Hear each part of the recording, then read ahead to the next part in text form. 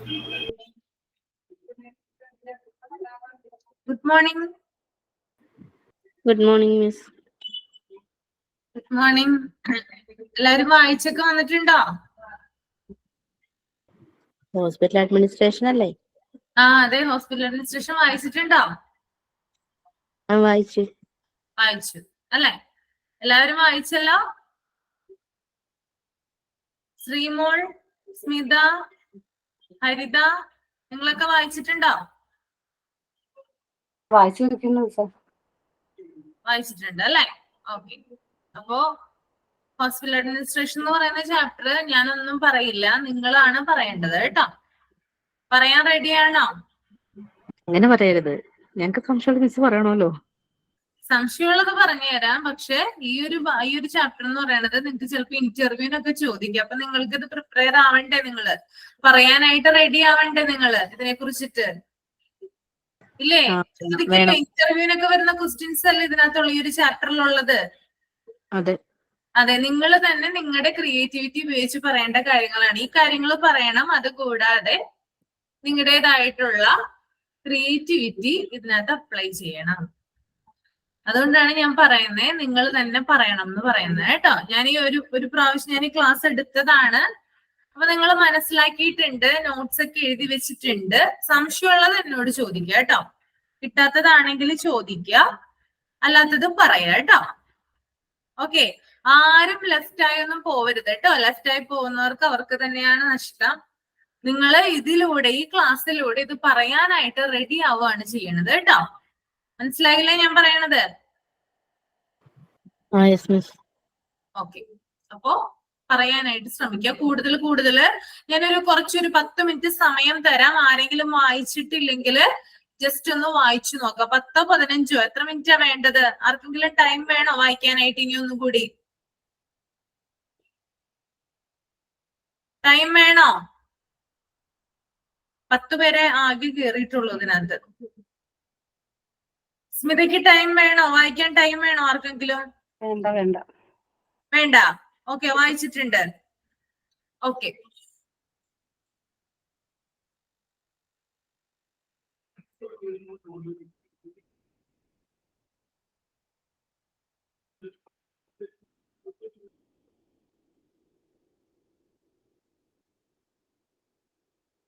Okay. അപ്പൊ first തന്നെ എന്താ പറയുന്നേ? ആദ്യത്തെ തന്നെ എന്താ പറയുന്നേ? ഏത് വേർഡിൽ നിന്നാണ് ഹോസ്പിറ്റൽ അഡ്മിനിസ്ട്രേഷൻ എന്ന് പറയുന്ന ഒരു അഡ്മിനിസ്ട്രേറ്റർ എന്ന് പറയുന്ന ഒരു വാക്ക് അല്ലെങ്കിൽ വേർഡ് ഒറിജിനേറ്റ് ചെയ്തു വന്നത്? ഏത് വേർഡിൽ നിന്നാ? ലാറ്റിൻ വേർഡ് ആയിട്ടുള്ള ഏതാ? അഡ്മിനിസ്ട്രേ അല്ലേ? ഓക്കെ. ഇനി അതിന്റെ മീനിങ് എന്താ പറയുന്നത്? അതിനകത്ത് മീനിങ് ഹെർബർട്ട് എ സൈമൺ എന്ന അദ്ദേഹത്തിന്റെ തിയറി അനുസരിച്ച് നമ്മളൊരു പൊതുവായ ലക്ഷ്യങ്ങളെ സഹകരണത്തോടെ, അതായത് ഒരു കൂട്ടമായിട്ടുള്ള സഹകരണത്തോടെ നിറവേറ്റാൻ സാധിക്കുന്നതിനാണ് അഡ്മിനിസ്ട്രേഷൻ എന്ന് പറയുന്നത്, അദ്ദേഹത്തിന്റെ തിയറിയില്. അത് ലൂതർ ഗുള്ളിക്ക് പറയുമ്പോൾ കാര്യങ്ങൾ നിയന്ത്രിക്കാനായിട്ട് ആളുകളെ ശ്രദ്ധിക്കുക അല്ലെങ്കിൽ സംരക്ഷിക്കുക എന്നതാണ് ഈ വാക്കിന് അർത്ഥമായിട്ട് വരുന്നത് കേട്ടോ. കാര്യങ്ങൾ നിയന്ത്രിക്കാനായിട്ട് ആളുകളെ ശ്രദ്ധിക്കുക അല്ലെങ്കിൽ സംരക്ഷിക്കുക എന്നതാണ് ഈ ഒരു അഡ്മിനിസ്റ്റർ എന്ന് പറയുന്ന ആ ഒരു വാക്കിന്റെ മീനിങ്. ഓക്കെ, ഇനി ഹെർബർട്ട് എ സൈമൺ എന്താ പറയുന്നേ? അദ്ദേഹത്തിന്റെ കാഴ്ചപ്പാടിൽ എന്താ അഡ്മിനിസ്റ്റർ അല്ലെങ്കിൽ അഡ്മിനിസ്ട്രേഷൻ അല്ലെങ്കിൽ അഡ്മിനിസ്റ്റർ എന്ന് പറയുന്നത് എന്താ എന്ന് പറഞ്ഞേ? പൊതുവായ കൂട്ടമായി നിറവേറ്റാൻ സഹായിക്കുന്നത്. ഓക്കെ, അതായത് പൊതുവായ ലക്ഷ്യങ്ങൾ നിറവേറ്റാനായിട്ട് സഹകരണത്തോടെ പ്രവർത്തിക്കുന്ന കൂട്ടായ പ്രവർത്തനമാണെന്ത്? അഡ്മിനിസ്ട്രേഷൻ എന്ന് പറയുന്നത് അല്ലെ? പൊതുവായ ലക്ഷ്യങ്ങൾ നിറവേറ്റാനായിട്ട് നമുക്ക് എന്തെങ്കിലും പൊതുവായിട്ടുള്ള ലക്ഷ്യങ്ങൾ ഉണ്ടെങ്കിൽ, ഒരു ഹോസ്പിറ്റലിനെ സംബന്ധിച്ച് എന്താണ് പൊതുവായിട്ടുള്ള ലക്ഷ്യം എന്ന് പറയുന്നത്? അവിടെ വരുന്ന രോഗികൾക്ക് നല്ല രീതിയിലുള്ള കെയർ കൊടുക്കുക എന്നുള്ളതാണ്, നല്ല രീതിയിലുള്ള ട്രീറ്റ്മെന്റ് കൊടുക്കുക എന്നുള്ളതാണ് ആ ഹോസ്പിറ്റലിനെ സംബന്ധിച്ച് എന്താണ് പൊതുവായിട്ടുള്ള ഒരു എയിം എന്ന് പറയുന്നത്. അപ്പോ ആ പൊതുവായിട്ടുള്ള ലക്ഷ്യങ്ങൾ നിറവേറ്റാനായിട്ട് സഹകരണത്തോടെ പ്രവർത്തിക്കുന്ന കൂട്ടായ പ്രവർത്തനമാണെന്ത് അഡ്മിനിസ്ട്രേഷൻ. ഇപ്പോ ഹോസ്പിറ്റലിൽ മാത്രമല്ല മറ്റേതൊരു സ്ഥാപനമായാലും എന്താണ് അവർക്ക് പൊതുവായിട്ടുള്ള ചില ലക്ഷ്യങ്ങൾ ഉണ്ടാവും അല്ലെ. ഇപ്പൊ നമ്മൾ തന്നെ ആയാലും ഇപ്പൊ നിങ്ങൾ ഹോസ്പിറ്റൽ അഡ്മിനിസ്ട്രേഷൻ പഠിക്കുന്ന സ്റ്റുഡൻസ് ആണ്, നിങ്ങളുടെ ലക്ഷ്യം എന്ന് പറയുന്നത് ഈ ഒരു ജോബ് നേടുക എന്നുള്ളതാണ്. അതിനു വേണ്ടിയിട്ട് നിങ്ങൾ എന്ത് ചെയ്യും, പരസ്പരം നോട്ട്സുകൾ ഷെയർ ചെയ്യും, നിങ്ങളുടേതായിട്ടുള്ള കാര്യങ്ങൾ സ്റ്റഡി മെറ്റീരിയൽസും കാര്യങ്ങളും ഷെയർ ചെയ്യും. അപ്പൊ അതൊക്കെ എന്താണ് പറയുന്നത്, ഒരു കൂട്ടായ പ്രവർത്തനമാണ് പറയുന്നത് കേട്ടോ. അപ്പൊ അതിനെയാണ് പറയുന്നത് എന്ത്, അഡ്മിനിസ്ട്രേഷൻ എന്ന് പറയുന്നത്. ഓക്കെ, ഇത്തരം കാര്യങ്ങൾ പിടികിട്ടിയില്ലേ, അറിയാലോ നിങ്ങൾക്ക്? അറിയാം. ഓക്കെ, ഇനി പറയണ്ട അല്ലെ. ഓക്കെ, ഇനി വേറൊരാള് എന്താ പറഞ്ഞേക്കണേ ഇവിടെ, ഇത് പറഞ്ഞത് ആരാ, ഹെർബർട്ട് സൈമൺ ആണ് അല്ലെ ഈ ഒരു കാര്യം പറഞ്ഞത് അല്ലെ. അതായത് പൊതുവായിട്ടുള്ള ലക്ഷ്യങ്ങൾ നിറവേറ്റാനായിട്ട് സഹകരണത്തോടെ പ്രവർത്തിക്കുന്ന കൂട്ടായ പ്രവർത്തനത്തെയാണ് എന്ത് പറയുന്നത്, അഡ്മിനിസ്ട്രേഷൻ എന്ന് പറയുന്നത്. ഇനി വേറൊരാൾ ഒരു കാര്യം പറഞ്ഞിട്ടുണ്ട്, ലൂതർ ഗുള്ളിക്ക്. അദ്ദേഹം എന്താ പറഞ്ഞിരിക്കുന്നത്,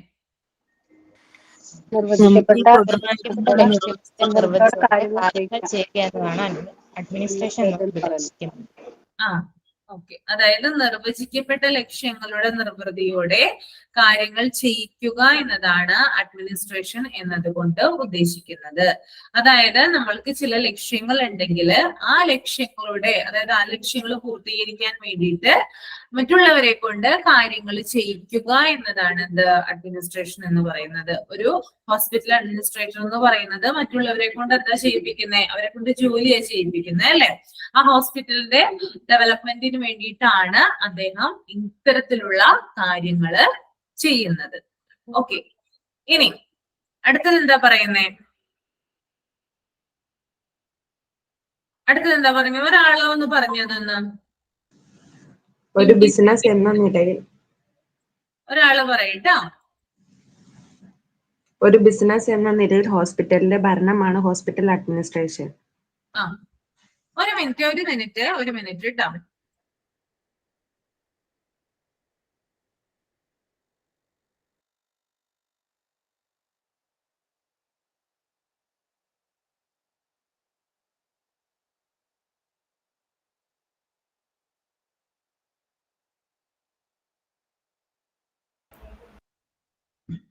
പറഞ്ഞോ കേട്ടോ, ആരാ പറഞ്ഞത്?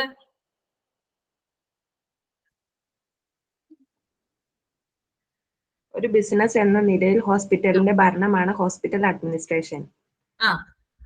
Health care managers and executives പല ഡിപ്പാർട്ട്മെന്റിലുള്ളവരായിരിക്കും. ബന്ധപ്പെട്ട ഡിപ്പാർട്ട്മെന്റിൽ ഇൻചാർജ് ആണ് ഇവര്. പിന്നെ ഹോസ്പിറ്റലിന്റെ സൈസും കോംപ്ലക്സിറ്റിയും ബേസ് ചെയ്ത അഡ്മിനിസ്ട്രേറ്റേഴ്സിന്റെ ഡ്യൂട്ടീസ് വ്യത്യാസപ്പെട്ടിരിക്കുന്നു. ഹോസ്പിറ്റൽ ബോർഡിനെയും അതർ അഡ്മിനിസ്ട്രേറ്റേഴ്സിനെയും മെഡിക്കൽ സ്റ്റാഫിനെയും ഒക്കെ കണക്ട് ചെയ്യാൻ അഡ്മിനിസ്ട്രേറ്റർ സഹായിക്കുന്നുണ്ട്. ഓരോ ദിവസവും ഹോസ്പിറ്റൽ നടത്തുന്ന ഫംഗ്ഷൻസിനെ വെൽ ഓർഗനൈസ് ചെയ്യാനും എല്ലാ പോളിസികൾ തയ്യാറാക്കുന്നതിനും അഡ്മിനിസ്ട്രേറ്റർ ആണ് സഹായിക്കുന്നുണ്ട്. സ്റ്റാഫ് മീറ്റിംഗ് നടത്തൽ, ജോലിക്കാരുടെ പ്രവർത്തനങ്ങൾ വിലയിരുത്തൽ, ഡോക്ടേഴ്സിനെ ഹയർ ചെയ്യൽ എല്ലാ അഡ്മിനിസ്ട്രേറ്റേഴ്സും ആണ്. ഹോസ്പിറ്റലിന്റെ fund raising programmes, public relation, അതിനൊക്കെയുള്ള ഉത്തരവാദിത്വം ഇവർക്കാണ്. ഹോസ്പിറ്റലിലെ റിസർച്ച് പ്രോഗ്രാംസ് ഡെവലപ്പ് ചെയ്യുന്നത് ഇവരാണ്. പുതിയ മെഡിസിൻസ് ഒക്കെ കണ്ടുപിടിച്ച് കഴിഞ്ഞാൽ അതിനെക്കുറിച്ച് അറിവ് ഇവർക്ക് ഉണ്ടായിരിക്കണം. അത്രേ ഉള്ളോ? ഇത് ഞാൻ തന്ന നോട്ട്സ് അല്ലേ? അല്ലേ. ഇനി അജിസ്നയുടെ അഭിപ്രായത്തിൽ ഒരു ഒപ്പീനിയൻ ഒന്ന് പറഞ്ഞു, എന്തൊക്കെ കാര്യങ്ങളാണ് നമുക്ക് ഇതിനകത്ത് കൂട്ടിച്ചേർക്കാൻ സാധിക്കുക? അജിസ്നയ്ക്ക് ഇത് വായിച്ചപ്പോഴ്, അല്ലെങ്കിൽ ഈ നോട്ട്സ് തന്നപ്പോഴോ, അല്ലെങ്കിൽ ഇത് പഠിച്ചപ്പോഴോ എന്തൊക്കെ കാര്യങ്ങളാണ് മനസ്സിൽ വന്നത് ഒന്ന് പറഞ്ഞേ. ഹോസ്പിറ്റലിലെ എല്ലാ കാര്യങ്ങളും നല്ലതുപോലെ അജിസ്ന പറയുന്ന കാര്യങ്ങള് ചിലപ്പോ നിങ്ങൾക്ക് തോട്ടില് വരണം എന്നുണ്ടായിരിക്കില്ല. അതുകൊണ്ട് ആ കാര്യങ്ങള് അജിസ്ന പറയുന്ന കാര്യങ്ങളൊന്ന് ഇവാലുവേറ്റ് ചെയ്തിട്ട് അത് ശരിയാണെങ്കിൽ എന്ത് ചെയ്യുക, ഒന്ന് നോട്ട് ചെയ്ത് വെക്കുക. ഇനി ഈ കാര്യത്തോട് നിങ്ങൾക്ക് എന്തെങ്കിലും എതിരഭിപ്രായം ഉണ്ടെങ്കിലോ, അല്ലെങ്കിൽ നിങ്ങൾക്ക് എന്തെങ്കിലും സജഷൻസ് ഉണ്ടെങ്കിലോ എന്ത് ചെയ്യാം, ഇതിനകത്ത് നമുക്ക് ആഡ് ചെയ്യാം. അപ്പൊ നമുക്കിതൊരു ഡിസ്കഷൻ പോലെ എന്ത് ചെയ്യാം, കൊണ്ടുപോകാം. അതല്ലേ നല്ലത് ഈ ഒരു ചാപ്റ്റർ അല്ലേ? ആണോ? പറ നിങ്ങള്. അതാണ് നല്ലത് കേട്ടോ. അപ്പൊ നമുക്ക് കൂടുതൽ ഇതുമായി ബന്ധപ്പെട്ടിട്ട് എന്താണ്, ഇതൊരു തിയററ്റിക്കൽ ആയിട്ടുള്ള ഒരു ചാപ്റ്റർ അല്ലേ.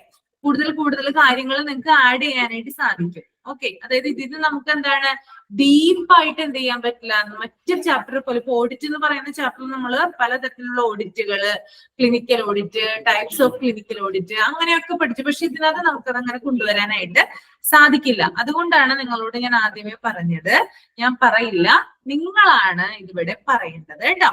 അപ്പൊ അജിസ്നി ഇപ്പൊ പറയും, കാര്യങ്ങൾ പറയും. അപ്പൊ നിങ്ങൾക്ക് വരുന്ന തോട്ടില് എന്താണ് നിങ്ങളുടെ ഒപ്പീനിയൻ, ഇനി എന്തെങ്കിലും വിമർശനം, അതായത് എന്തെങ്കിലും ഇതിനകത്ത് എതിരായിട്ട് ഓപ്പോസിറ്റ് ആയിട്ട് എന്തെങ്കിലും പറയാനുണ്ടോ എന്നുള്ളത് ധൈര്യമായിട്ട് പറയണം.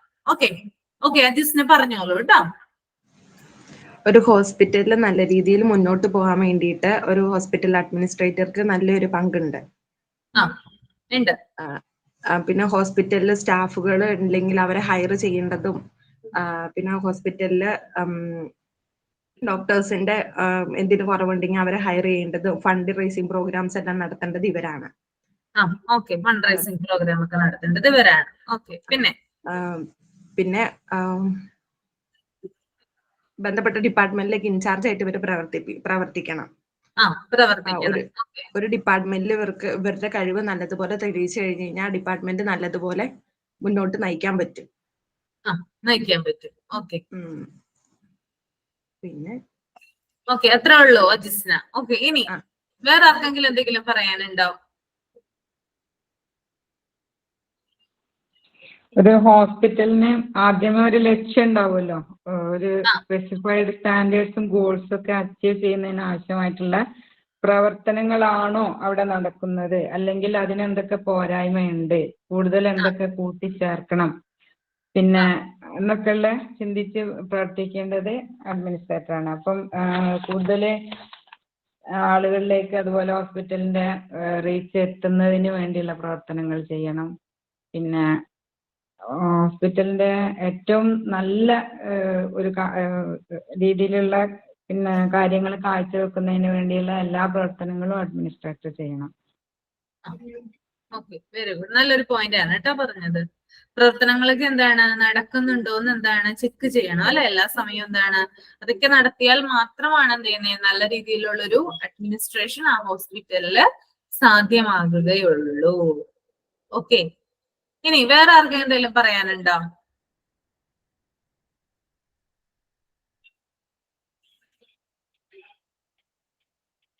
ആർക്കൊന്നും പറയാനില്ല?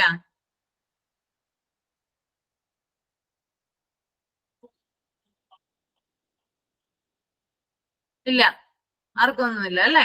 ഓക്കെ, സ്മിത, ഷിനുവിന് എന്തെങ്കിലും പറയാനുണ്ടോ ഇതിനകത്ത്? അല്ല സാർ, അവര് പറഞ്ഞതൊക്കെ തന്നെയാണ്. നമ്മൾക്കൊക്കെ ഹോസ്പിറ്റലില് ഹോസ്പിറ്റൽ ആണെങ്കിലും ഏത് ഇൻസ്റ്റിറ്റ്യൂഷൻ ആണെങ്കിലും അവര് നല്ല സ്മൂത്ത് ആയിട്ട് അതായത് നമ്മൾ വർക്ക് ചെയ്യുന്ന സ്ഥലത്തെ കാര്യങ്ങൾ നല്ല രീതിയിൽ കൊണ്ടു നടത്താൻ വേണ്ടിയിട്ട് അഡ്മിനിസ്ട്രേറ്റർ എപ്പോഴും ശ്രദ്ധിക്കണമല്ലോ. എന്നുവെച്ചാല് നമുക്കൊരു ലക്ഷ്യമുണ്ട്, ഇത്ര പൊസിഷനിൽ നിൽക്കണം എന്നൊരു ഇതുണ്ടാവും, ഒരു എയിം ഉണ്ടാവുമല്ലോ. ആ പൊസിഷനിലേക്ക് എത്തണമെങ്കിൽ നമ്മൾ എല്ലാവരും ഗ്രൂപ്പായിട്ട് നിന്ന് ചെയ്യണം. ഒരാൾ മാത്രം പ്രയത്നിച്ചിട്ട് അതിൽ ഫലം ഉണ്ടാവില്ല. നമ്മൾ ഗ്രൂപ്പായി നിന്ന് എല്ലാവർക്കും കോർഡിനേഷൻ കൊടുത്ത് അവരെല്ലാവരെയും കൂട്ടിയിരുത്തി എല്ലാം കാര്യങ്ങൾ ആലോചിച്ച് എന്തൊക്കെ ചെയ്താൽ നമുക്കിവിടെ ഓർഗനൈസേഷൻ കുറച്ചുകൂടെ ബെറ്റർ ആക്കാമെന്ന് എല്ലാവരുടെയും പങ്കാളിത്തം വേണം. അത് ഒരാൾ അഡ്മിനിസ്ട്രേറ്റർ മാത്രം വിചാരിച്ചാൽ അവിടെ ഒന്നും ചെയ്യാൻ പറ്റില്ല. ഒരു ഗ്രൂപ്പായിട്ട് അവിടെ മാനേജ്മെന്റ് വേണം, എല്ലാവരുടെയും പ്രവർത്തനങ്ങൾ അഡ്മിനിസ്ട്രേറ്റർ ആണ് അതിന്റെ യൂണിഫോമിറ്റിയിലേക്ക് ഒന്നിച്ച് കൊണ്ടുവരിക. അതിനു വേണ്ടിയിട്ട് അഡ്മിനിസ്ട്രേറ്റർ പ്രവർത്തിക്കണം.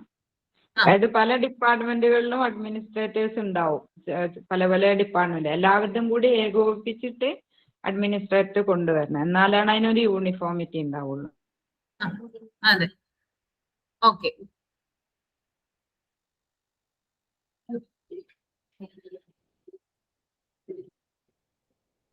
ഇനി അടുത്ത പാരാഗ്രാഫ് ആരാ വായിക്കാം? സ്മിത വായിക്കൊന്ന്. ലാർജ് ഹോസ്പിറ്റൽസ് അത് വായിച്ചു പറഞ്ഞായിരുന്നോ?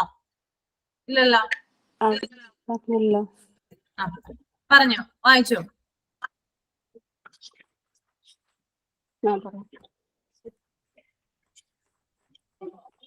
ലാർജ് ഹോസ്പിറ്റലില് സെവറൽ അഡ്മിനിസ്ട്രേറ്റീവും അസിസ്റ്റന്റ് അഡ്മിനിസ്ട്രേറ്റീവും ഉണ്ടാവും പല ഡിപ്പാർട്ട്മെന്റുകളിലായിട്ട് പ്രവർത്തനങ്ങൾ കാഴ്ചവെക്കാൻ വേണ്ടി. എന്നാൽ സ്മോളർ ഹോസ്പിറ്റലിലാകുമ്പോൾ ഒരു അഡ്മിനിസ്ട്രേറ്റീവ് ഉള്ളൂ, പക്ഷെ നമ്പർ ഓഫ് ഡിപ്പാർട്ട്മെന്റ്സ് ഉണ്ടാവും, പക്ഷെ അഡ്മിനിസ്ട്രേറ്റീവ് ഒരാളെ ഉണ്ടാവുള്ളൂ. അത് മാത്രമേ ഉള്ളൂ ടീച്ചർ അതില്. എന്താ? അത് മാത്രമേ ഉള്ളൂ അതിൽ പോയിന്റ് ആയിട്ട്. അത് മാത്രമേ ഉള്ളൂ. വേറെ ആർക്കെന്തെങ്കിലും പറയാനുണ്ട് ഇതിനകത്ത്? പിന്നെ അവിടുത്തെ പ്രവർത്തനങ്ങൾ നിയന്ത്രിക്കാൻ ഹോസ്പിറ്റലിലെ കുറെ പ്രവർത്തനങ്ങളൊക്കെ ഉണ്ട്. അവിടുത്തെ ഡിപ്പാർട്ട്മെന്റിന്റെ ബഡ്ജറ്റ് വിലയിരുത്തുകയും അതിന് അംഗീകാരമൊക്കെ നൽകുന്നത് ഓരോ ഡിപ്പാർട്ട്മെന്റിന്റെയും ബഡ്ജറ്റ് വിലയിരുത്തി അതിന് അംഗീകാരം നൽകുന്നതൊക്കെ അഡ്മിനിസ്ട്രേറ്റീവ് ആണ്. അഡ്മിനിസ്ട്രേറ്റീവ് ആണ് അല്ലേ? അത്രേ ഉള്ളൂ, 3 പോയിന്റ് ഉള്ളൂ. അതായത് പിന്നെ അതിനൊക്കെ അംഗീകാരം നൽകുന്നതൊക്കെ അഡ്മിനിസ്ട്രേറ്റീവ് ആണ്. ഓക്കെ. സ്മോളർ ഹോസ്പിറ്റൽ ആണെങ്കിൽ ഈ അഡ്മിനിസ്ട്രേറ്റേഴ്സ് ഉത്തരവാദിത്തം കൂടും, കാരണം എല്ലാ സംഭവങ്ങളും ഈ ഒരാൾ നോക്കേണ്ടി വരും. ലാർജ് ഹോസ്പിറ്റലാകുമ്പോൾ ഡിഫറെന്റ് ഡിപ്പാർട്ട്മെന്റിന് ഓരോരുത്തരും ഉണ്ടാവും, അതിന്റെ എല്ലാം കൂടെ ഒരു കോർഡിനേഷൻ ചെയ്താൽ മതി. സ്മോൾ ഹോസ്പിറ്റലാകുമ്പോൾ ഇയാൾ തന്നെ എല്ലാ സംഭവങ്ങളും നോക്കേണ്ടി വരും. ബഡ്ജറ്റിങ്ങും ഓർഗനൈസിങ്ങും പ്ലാനിങ്ങും എല്ലാം ഇയാൾ തന്നെ ഒറ്റയ്ക്ക് ചെയ്യേണ്ടി വരും. അതാണ് സ്മോളർ ഹോസ്പിറ്റലിന്റെ പ്രത്യേകത. സ്മോൾ ഹോസ്പിറ്റൽ ആണെങ്കിൽ എന്താണ്, എല്ലാ തരത്തിലുള്ള കാര്യങ്ങളും ആര് തന്നെ നിയന്ത്രിക്കണം? ഈ ഒരു അഡ്മിനിസ്ട്രേറ്റർ നിയന്ത്രിക്കണം അല്ലെ? ലാർജ് ഹോസ്പിറ്റൽ ആണെങ്കിൽ അയാൾ അസിസ്റ്റ് ചെയ്യാൻ ആളുകൾ ഉണ്ടാവും അല്ലെ? അങ്ങനെയല്ലേ അവിടെ പറയുന്നേ? അതെ. അതെ. ഓക്കെ. ഇനി എലമെന്റ്സ് ഓഫ് അഡ്മിനിസ്ട്രേഷൻ അതൊന്ന് പറയാം ആരെങ്കിലും? ആര് പറയും എലമെന്റ്സ് ഓഫ് അഡ്മിനിസ്ട്രേഷൻ? സഫിയ പറയോ? Okay miss. അത് എലമെന്റ്സ് ഓഫ് അഡ്മിനിസ്ട്രേഷൻ നമ്മൾ ഒന്നായിട്ട് പോസ്റ്റ് കോർബ് എന്ന് പറഞ്ഞിട്ട് അതിന്റെ ആദ്യത്തെ അക്ഷരങ്ങൾ കൂട്ടിയിട്ടുള്ള ഒരു ഇതുണ്ട്, പോസ്റ്റ് കോർബ്. അത് P stands for planning. Planning എന്ന് പറഞ്ഞാൽ ആഗ്രഹിച്ച ലക്ഷ്യങ്ങൾ നേടുന്നതിന് ആവശ്യമായ പ്രവർത്തനങ്ങൾക്ക് വേണ്ടിയിട്ടുള്ള ചിന്തിക്കുക, അതിന് വേണ്ടിയിട്ട്. അതാണ് അതിന്റെ ഏറ്റവും വലിയ പിന്നെ ഒരു സംഭവം. നമ്മള് പ്ലാനിങ് നടത്തുക എന്നുള്ളതാണ് പിന്നെ ഏറ്റവും അതിന്റെ ഫസ്റ്റ് ആൻഡ് ഫോർമോസ്റ്റ് ആക്ടിവിറ്റിയാണ് പ്ലാനിങ് എന്നുള്ളത്. അപ്പോൾ അതിന് പ്ലാനിങ്. രണ്ടാമത് O എന്നുള്ളത് O സ്റ്റാൻഡ്സ് ഫോർ ഓർഗനൈസിങ്. ഇത് ഓർഗനൈസിങ് എന്ന് പറഞ്ഞാൽ അലോക്കേറ്റ് ഒരു ഫേംസിന്റെ റിസോഴ്സസ് എല്ലാം അലോക്കേറ്റ് ചെയ്യുക, എന്നിട്ട് എക്സിക്യൂട്ട് ചെയ്ത പ്ലാനിന് വേണ്ടിയിട്ട് അത് ഉപയോഗിക്കാൻ വേണ്ടിയിട്ട് അലോക്കേറ്റ് ചെയ്യുന്നതാണ്. പിന്നെ അതിന് ഡെവലപ്പ് ചെയ്യാനും സ്ട്രക്ചർ, പിന്നെ ആളുകളുടെ സ്ട്രക്ചർ, ജനങ്ങളല്ല അവിടെയുള്ള സ്റ്റാഫിന്റെ സ്ട്രക്ചർ, പൊസിഷൻ, ഡിപ്പാർട്ട്മെന്റ് ആക്ടിവിറ്റീസ് ഒക്കെ പിന്നെ നിയന്ത്രിച്ചിട്ട് ഫണ്ട്സ് ഒക്കെ അലോക്കേറ്റ് ചെയ്യാനാണ് ഓർഗനൈസിങ് എന്ന് പറയുക. ഫേംസ് റിസോഴ്സസ് അലോക്കേറ്റ് ചെയ്യുന്നതിന്. പിന്നെ S സ്റ്റാൻഡ്സ് ഫോർ സ്റ്റാഫിംഗ് ആണ്. സ്റ്റാഫിംഗ് എന്ന് പറഞ്ഞാൽ റൈറ്റ് പേഴ്സണെ കണ്ടെത്തുക, നല്ല ക്വാളിഫിക്കേഷനും എക്സ്പീരിയൻസും ഒക്കെ ഉള്ള റൈറ്റ് പേഴ്സൺസിനെ കണ്ടെത്തിയിട്ട് അവരെ റിക്രൂട്ട് ചെയ്യുക, എന്നിട്ട് അവരെ വേണ്ട ഓരോ ജോബ് റോളിലേക്കും റിക്രൂട്ട് ചെയ്യുന്നതിനാണ് സ്റ്റാഫിംഗ് എന്ന് പറയാം. അടുത്തത് D സ്റ്റാൻഡ്സ് ഫോർ ഡയറക്റ്റിംഗ്. ഈ ഡയറക്റ്റിംഗ് എന്ന് പറഞ്ഞാൽ ഇത് ഹാർട്ട് ഓഫ് മാനേജ്മെന്റ് ആണ്. അത് ഡയറക്റ്റ് ചെയ്യുക, ഗൈഡ് ചെയ്യുക, ഓവർസീ ചെയ്യുക. ഈ പെർഫോമൻസ് അവിടുത്തെ സ്റ്റാഫിന്റെ വർക്കേഴ്സിന്റെ നമ്മൾ ആഗ്രഹിച്ച ഗോൾസ്, പിന്നെ ഓർഗനൈസേഷന്റെ ഗോൾസിന് പര്യാപ്തമായിട്ടുള്ള പെർഫോമൻസ് ഇവരുടെ അടുത്തുനിന്ന് ഉണ്ടോ എന്നുള്ളത് നോക്കുക. പിന്നെ പോരാത്തതിനെ ഡയറക്റ്റ് ചെയ്യുക, അവരെ ഗൈഡ് ചെയ്യുക. ഇതൊക്കെയാണ് ഡയറക്റ്റിംഗിൽ വരിക. ഇത് ഹാർട്ട് ഓഫ് മാനേജ്മെന്റ് പ്രോസസ്സാണ്. അടുത്തത് CO stands for coordinating. Coordinating എന്ന് പറഞ്ഞാൽ അതിന്റെ പിന്നെ സമന്വയിപ്പിക്കുക എല്ലാ സംഭവങ്ങളും. അത് ഏകീകരിക്കുക, സമന്വയിപ്പിക്കുക, സംയോജിപ്പിക്കുക. ഈ സോഴ്സസ് ഒക്കെ അതുപോലെ ഒരുപാട് ഗ്രൂപ്പ്സ് ഉണ്ടാവുമല്ലോ, ഒരുപാട് സ്റ്റാഫ് ഉണ്ടാവും. ഇവരുടെ ഇഫോർട്സ് എല്ലാം സമന്വയിപ്പിച്ചിട്ട് ഒരു യൂണിറ്റിയിലാക്കിയിട്ട് കൊണ്ടുവരിക. ഈ സ്ഥാപനത്തിന്റെ ഗോൾസ് അച്ചീവ് ചെയ്യുന്നതിന് വേണ്ടിയിട്ട് ഒരു യൂണിഫോം ഇതിലേക്ക് ഈ പിന്നെ ഓർഗനൈസേഷന് ഇതിന്റെ വരെ പ്രവർത്തനങ്ങൾ കൊണ്ടുവരിക, കോർഡിനേറ്റിംഗ്. അടുത്തത് R സ്റ്റാൻഡ്സ് ഫോർ റിപ്പോർട്ടിംഗ് ആണ്. പിന്നെ റിപ്പോർട്ട് എന്ന് പറയുന്നത് മാനേജ്മെന്റിന് റെലവെന്റ് ആവശ്യമായിട്ടുള്ള പിന്നെ ഇൻഫർമേഷൻ ഒക്കെ മാനേജ്മെന്റിന് മാനേജ്മെന്റിന് കൊടുക്കുന്നതിനാണ്. അതൊരു റിപ്പോർട്ടിന്റെ സഹായത്തോടു കൂടി കൊടുക്കണം. ഈ റിപ്പോർട്ട് എന്നുള്ളത് എസൻസ് ഓഫ് മാനേജ്മെന്റ് പിന്നെ റിപ്പോർട്ടിംഗ് ആണ്. മാനേജ്മെന്റ് റിപ്പോർട്ടിന്റെ എസൻസ് ആണ് ആ റിപ്പോർട്ട് എന്നുള്ളത്. ആ റിപ്പോർട്ട് കണ്ടു കഴിഞ്ഞാൽ മാനേജ്മെന്റിനും മറ്റുള്ളവർക്കും ഒക്കെ അറിയാം ആ ഒരു ഓർഗനൈസേഷന്റെ നിലവാരം എങ്ങനെയുള്ളതാണെന്നുള്ളത്. Next B stands for budgeting. Budgeting എന്ന് പറഞ്ഞാൽ സ്പെൻഡിങ് പ്ലാൻ ആണ്. അത് മിയർലി ബാലൻസിങ്, പിന്നെ അതിന്റെ എക്സ്പെൻസും പിന്നെ ഇൻകും തമ്മിൽ ബാലൻസ് ചെയ്ത് പോവുക. അപ്പൊ ഈ ബഡ്ജറ്റിംഗ് ഉണ്ടായി കഴിഞ്ഞാലേ നമുക്ക് നേരത്തെ മുൻകൂട്ടി കാണാൻ പറ്റുള്ളൂ എന്തൊക്കെ പരിപാടികൾ അവിടെ ആസൂത്രണം ചെയ്യണം, അതിന്റെ ഫണ്ട് റേസിങ് എങ്ങനെ ആവണം എന്നൊക്കെയുള്ള ബഡ്ജറ്റിംഗ്, ആ പ്ലാൻ തയ്യാറാക്കുന്നതിനാണ് ബഡ്ജറ്റിംഗ് എന്ന് പറയാം. എന്നിട്ട് അതെങ്ങനെ ചെലവഴിക്കണം എന്നുള്ളതും കൂടി ഇവർ ഓവർസീ ചെയ്തിട്ട് അഡ്മിനിസ്ട്രേറ്റർ റോളാണ് അത്. ഇത്രയാണ് ഇതിൽ പറയുന്ന റോളുകൾ. ഓക്കെ ഓക്കെ കഴിഞ്ഞില്ലേ? ഓക്കെ, അപ്പൊ ഞാനിത് ഒന്നും കൂടി പറഞ്ഞു തരാം കേട്ടോ. ഇപ്പൊ ഫസ്റ്റ് വൺ എന്ന് പറയുന്നത് പ്ലാനിങ് ആണ്. പ്ലാനിങ് എന്താണ്? അതായത് നമ്മൾ ഒരു ആഗ്രഹിച്ച ലക്ഷ്യം നേടുന്നതിന് നമുക്ക് എന്തെങ്കിലും ഒരു എയിം ഉണ്ടെങ്കിൽ ആ ഒരു എയിം നേടുന്നതിനായിട്ട് നമുക്ക് കൃത്യമായിട്ടുള്ള പ്ലാനിങ് ആവശ്യമാണ് അല്ലെ. അപ്പൊ ആഗ്രഹിച്ച ലക്ഷ്യം നേടുന്നതിന് ആവശ്യമായ പ്രവർത്തനങ്ങളെ കുറിച്ച് ചിന്തിക്കുന്ന ഒരു പ്രക്രിയ, ഒരു പ്രോസസ് ആണെന്ത് പ്ലാനിങ് എന്ന് പറയുന്നത് കേട്ടോ. അത് ഞാൻ അന്ന് ഡീറ്റെയിൽ ആയിട്ട് പറഞ്ഞു തന്നതാണ്. നമ്മൾക്ക് ഒരു ലക്ഷ്യമുണ്ട്, ആ ലക്ഷ്യം നേടുന്നതിന് നമ്മൾ ഫസ്റ്റ് സ്റ്റെപ്പായിട്ട് യൂസ് ചെയ്യുന്നത്, അപ്ലൈ ചെയ്യുന്നത് എന്താണ്? പ്ലാനിങ് ആണ്. ഓക്കെ, ഇനി അപ്പോ ഈ ഒരു പ്ലാനിങ് എന്ന് പറയുന്നത് നമ്മുടെ ആദ്യത്തെയും, അതായത് നമ്മുടെ ഫസ്റ്റ്, ആദ്യത്തെയും അതുപോലെ തന്നെ പ്രധാനവുമായിട്ടുള്ള പ്രവർത്തനമാണ്. ഫസ്റ്റ് ആൻഡ് മോസ്റ്റ് ഇമ്പോർട്ടന്റ് സ്റ്റെപ്പാണിത് പ്ലാനിങ് എന്ന് പറയുന്നത്. ഓക്കെ, അതാണ്. അപ്പൊ ഫസ്റ്റ് നമുക്ക് വേണ്ടത് എന്താണ്? പ്ലാനിങ് ആണ്. ഇനി ഓർഗനൈസിങ് ആണ്. അതായത് ഒരു സ്ഥാപനത്തിന്റെ പദ്ധതികള് നടപ്പാക്കുന്നതിനായിട്ട് അതിന്റെ വിഭവങ്ങൾ അല്ലെ, അതിന്റെ റിസോഴ്സുകള് ഏകോപിപ്പിക്കുകയും അനുവദിക്കുകയും ചെയ്യുന്നതാണ് ഓർഗനൈസിങ്. ഇപ്പൊ ഒരു ഹോസ്പിറ്റലിന് വേണ്ടിയിട്ടുള്ള എല്ലാ സാധനങ്ങളും എന്താണ്? റിസോഴ്സുകള്, എക്യുപ്മെന്റുകള്, ഡോക്ടേഴ്സ്, ഇവരൊക്കെ എന്താണ്? അറേഞ്ച് ചെയ്യുകയാണ് അല്ലെ. അതിനെ എന്ത് പറയുന്നേ? ഓർഗനൈസിങ് എന്ന് പറയുന്നത്. ഇനി ആളുകള്, സ്ഥാനങ്ങള്, വകുപ്പുകള്, സ്ഥാപനത്തിനുള്ളിലെ പ്രവർത്തനങ്ങൾ എന്നിവയ്ക്കായി ഒരു ഘടന വികസിപ്പിക്കുന്നത് ഇതിൽ അടങ്ങിയിരിക്കുന്നു. ഞാൻ പറഞ്ഞാണ്, ആളുകളെയും അതുപോലെ തന്നെ സ്ഥാനങ്ങള്, വകുപ്പുകള്, അങ്ങനെയുള്ള സ്ഥാപനത്തിനുള്ള എല്ലാ പ്രവർത്തനങ്ങളെയും അറേഞ്ച് ചെയ്യുന്നത് ഓർഗനൈസിങ് വഴിയാണ്. ഓക്കെ, ഇനി നെക്സ്റ്റ് വൺ എന്ന് പറയുന്നത് സ്റ്റാഫിംഗ് ആണ്. ഉചിതമായ യോഗ്യതകളോ അനുഭവ പരിചയമോ അല്ലെ, അതായത് എന്തെങ്കിലും ഒരു എലിജിബിലിറ്റിയോ അല്ലെങ്കിൽ എക്സ്പീരിയൻസോ ഉള്ള ആളുകളെ, ശരിയായിട്ടുള്ള ആളുകളെ കണ്ടെത്തി അവർക്ക് വേണ്ടിയിട്ടുള്ള റോളുകൾ കൊടുത്തിട്ട് എന്താണ്? അവരെ കൊണ്ട് എന്താണ്? നല്ല രീതിയിൽ വർക്ക് ചെയ്യിപ്പിക്കുന്നതാണ് എന്ത്? സ്റ്റാഫിംഗ് എന്ന് പറയുന്നത്. ഓക്കെ, ഉചിതമായിട്ടുള്ള ആളുകളെയാണ് കണ്ടെത്തുന്നത് അല്ലെ. വെറുതെ പോണ ആളുകളൊന്നും പിടിച്ചെന്താക്കില്ല, സ്റ്റാഫുകളൊന്നും നോക്കില്ല.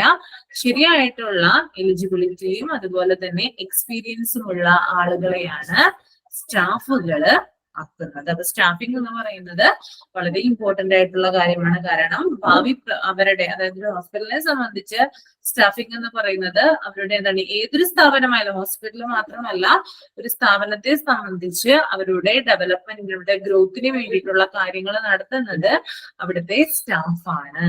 സ്റ്റാഫിംഗ് എന്ന് പറയുന്നത് എന്താണ്?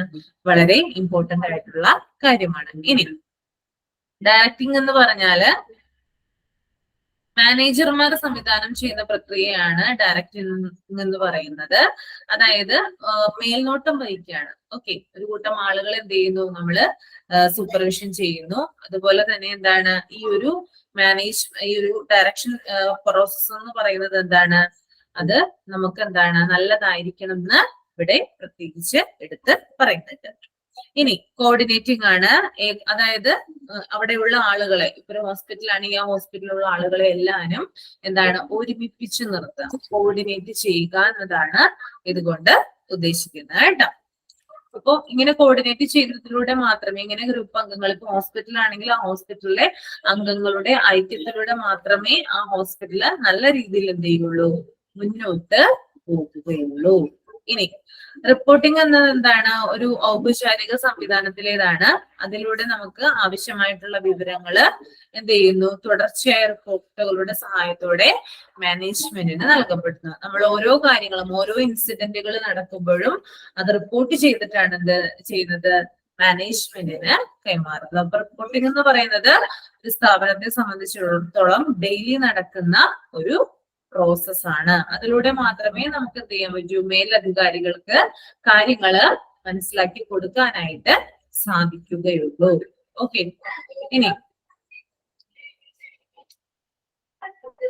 ഇനി ഈ ഒരു റിപ്പോർട്ടിംഗ് എന്ന് പറയുന്നത് വേറൊരു പോയിന്റും കൂടെ ഉണ്ട്. ആ ഒരു സ്ഥാപനത്തിനെ സംബന്ധിച്ച് ആ സ്ഥാപനത്തിലെ പെർഫോമൻസ് അളക്കുന്നതിനുള്ള ഒരു മാർഗം കൂടിയാണെന്ത് ഈ ഒരു റിപ്പോർട്ടിംഗ് എന്ന് പറയുന്നത്. ഇനി നെക്സ്റ്റ് വൺ ബഡ്ജറ്റിംഗ് ആണ്. ബഡ്ജറ്റിംഗ് അതായത് പണം ചെലവഴിക്കാനായിട്ട് ഒരു പ്ലാൻ രൂപകൽപ്പന ചെയ്യുന്ന പ്രക്രിയയാണ് എന്ത് പറയുന്നത്, ബഡ്ജറ്റിംഗ് എന്ന് പറയുന്നത്. ഈ ചെലവ് പദ്ധതിയാണ് ബഡ്ജറ്റ് എന്ന് പറയുന്നത്.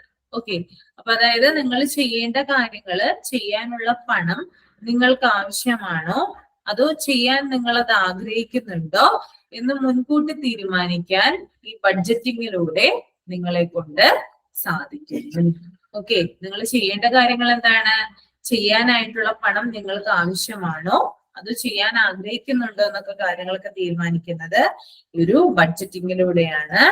അപ്പോ ബഡ്ജറ്റിംഗ് എന്നത് വരുമാനവുമായി ചെലവുകള് സന്തുലിതമാക്കുക എന്നതാണ്. അതായത് നമ്മുടെ റവന്യൂവിനനുസരിച്ച് നമ്മുടെ എക്സ്പെൻസസ് ഈക്വൽ ആക്കുക എന്നതാണ് ബഡ്ജറ്റിങ്ങിലൂടെ ഉദ്ദേശിക്കുന്നത്. ബഡ്ജറ്റിംഗ് അതിനു വേണ്ടിയിട്ടാണ് നടത്തുന്നത്.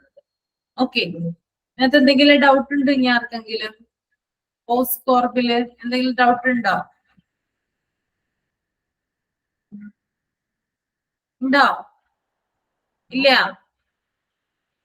സഫിയ മനസ്സിലായോ? മനസ്സിലായി. ഓക്കെ,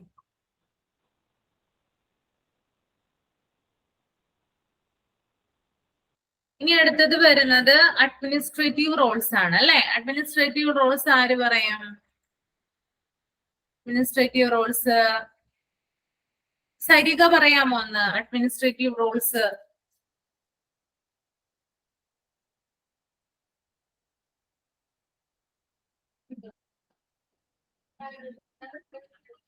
ഇല്ല. ആരെങ്കിലും പറയാൻ തയ്യാറായിട്ടൊന്ന് വന്നേ. ഒരാള് 2-3 ആളുകൾ മാത്രമാണ് പറയുന്നേ.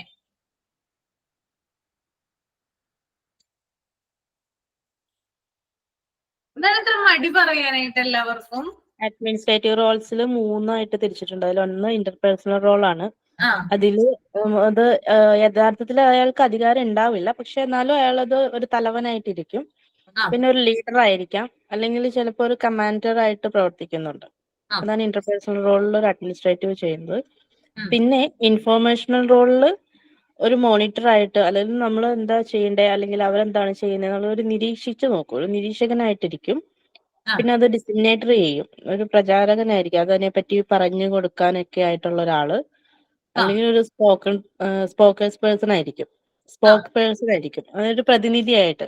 ഞാൻ ഇപ്പൊ ഒരു കാര്യം പറയാൻ പോകുന്നു, ഒരു കാര്യം ആരെങ്കിലും അറിയിക്കുന്നുണ്ടെങ്കിൽ അത് അറിയിക്കാനായിട്ട് മുന്നോട്ട് വന്ന് അയാൾ അഡ്മിനിസ്ട്രേറ്റർ ആയിരിക്കും ആ റോള് കൈകാര്യം ചെയ്യുന്നത്. അതായത് അയാൾ മുഖാന്തരം ബാക്കിയുള്ള കാര്യങ്ങളെല്ലാം മറ്റുള്ളവരിലേക്ക് എത്തിക്കാം. പിന്നെ ഡിസിഷണൽ റോളില് ഒരു സംരംഭകനായിട്ട് അഡ്മിനിസ്ട്രേറ്റർ റോള് എടുക്കുന്നുണ്ട്. പിന്നെ ഒരു പ്രോബ്ലം സോൾവ് ചെയ്യാൻ വേണ്ടിയിട്ട് എന്തെങ്കിലും പ്രശ്നങ്ങൾ വന്നിട്ടുണ്ടെങ്കിൽ അഡ്മിനിസ്ട്രേറ്റർ ഇടപെട്ടിട്ട് അത് സോൾവ് ചെയ്യാനായിട്ട് ശ്രമിക്കും. പിന്നെ എന്തെങ്കിലും സാങ്കേതിക അല്ലെങ്കിൽ മാനുഷികമായിട്ടുള്ള എന്തെങ്കിലും വിഭവങ്ങൾ എത്തിച്ചു കൊടുക്കാൻ ആവശ്യം വന്നിട്ടുണ്ടെങ്കിൽ അതും അഡ്മിനിസ്ട്രേറ്റർ ആണ് ചെയ്യുന്നത്.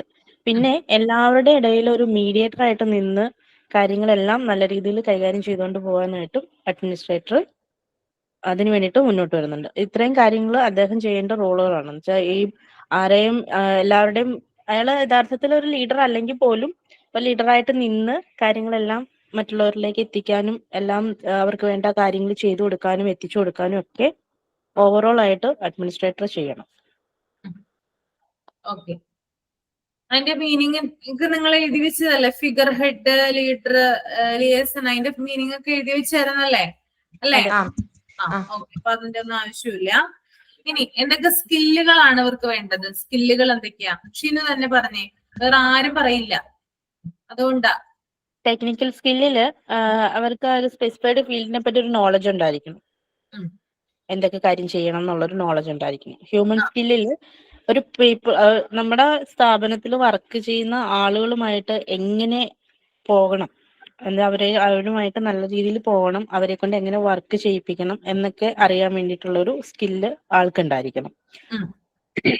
പിന്നെ എന്തെങ്കിലും പ്രശ്നങ്ങൾ വന്നു കഴിഞ്ഞിട്ടുണ്ടെങ്കിൽ അത് കൈകാര്യം ചെയ്യാനായിട്ട്, നല്ല രീതിയിൽ കൈകാര്യം ചെയ്യാനായിട്ടും, അത് എങ്ങനെ ചിന്തിച്ചിട്ട് വേണം ചെയ്യാനായിട്ട്.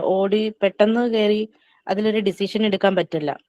രണ്ടുപേർക്ക് ഇടയിലൊരു പ്രശ്നം ഉണ്ടെങ്കിൽ രണ്ടുപേരുടെ ഭാഗം കേട്ടിട്ട് അതിനനുസൃതമായിട്ടുള്ള തീരുമാനങ്ങൾ എടുക്കാനായിട്ടുള്ള ഒരു സ്കില്ല് അഡ്മിനിസ്ട്രേറ്റർക്ക് ഉണ്ടായിരിക്കണം.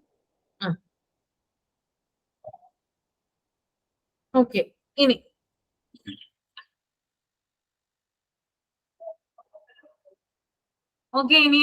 അടുത്തൊരു പാരാഗ്രാഫ് ഒന്ന് വായിച്ചേ. ഒന്ന് വായിച്ചേ. ഹോസ്പിറ്റൽ അഡ്മിനിസ്ട്രേഷൻ എന്ന് വരുന്ന ഒരു പാരാഗ്രാഫ് ഇല്ലേ നെക്സ്റ്റ് വരുന്ന? ഓക്കെ.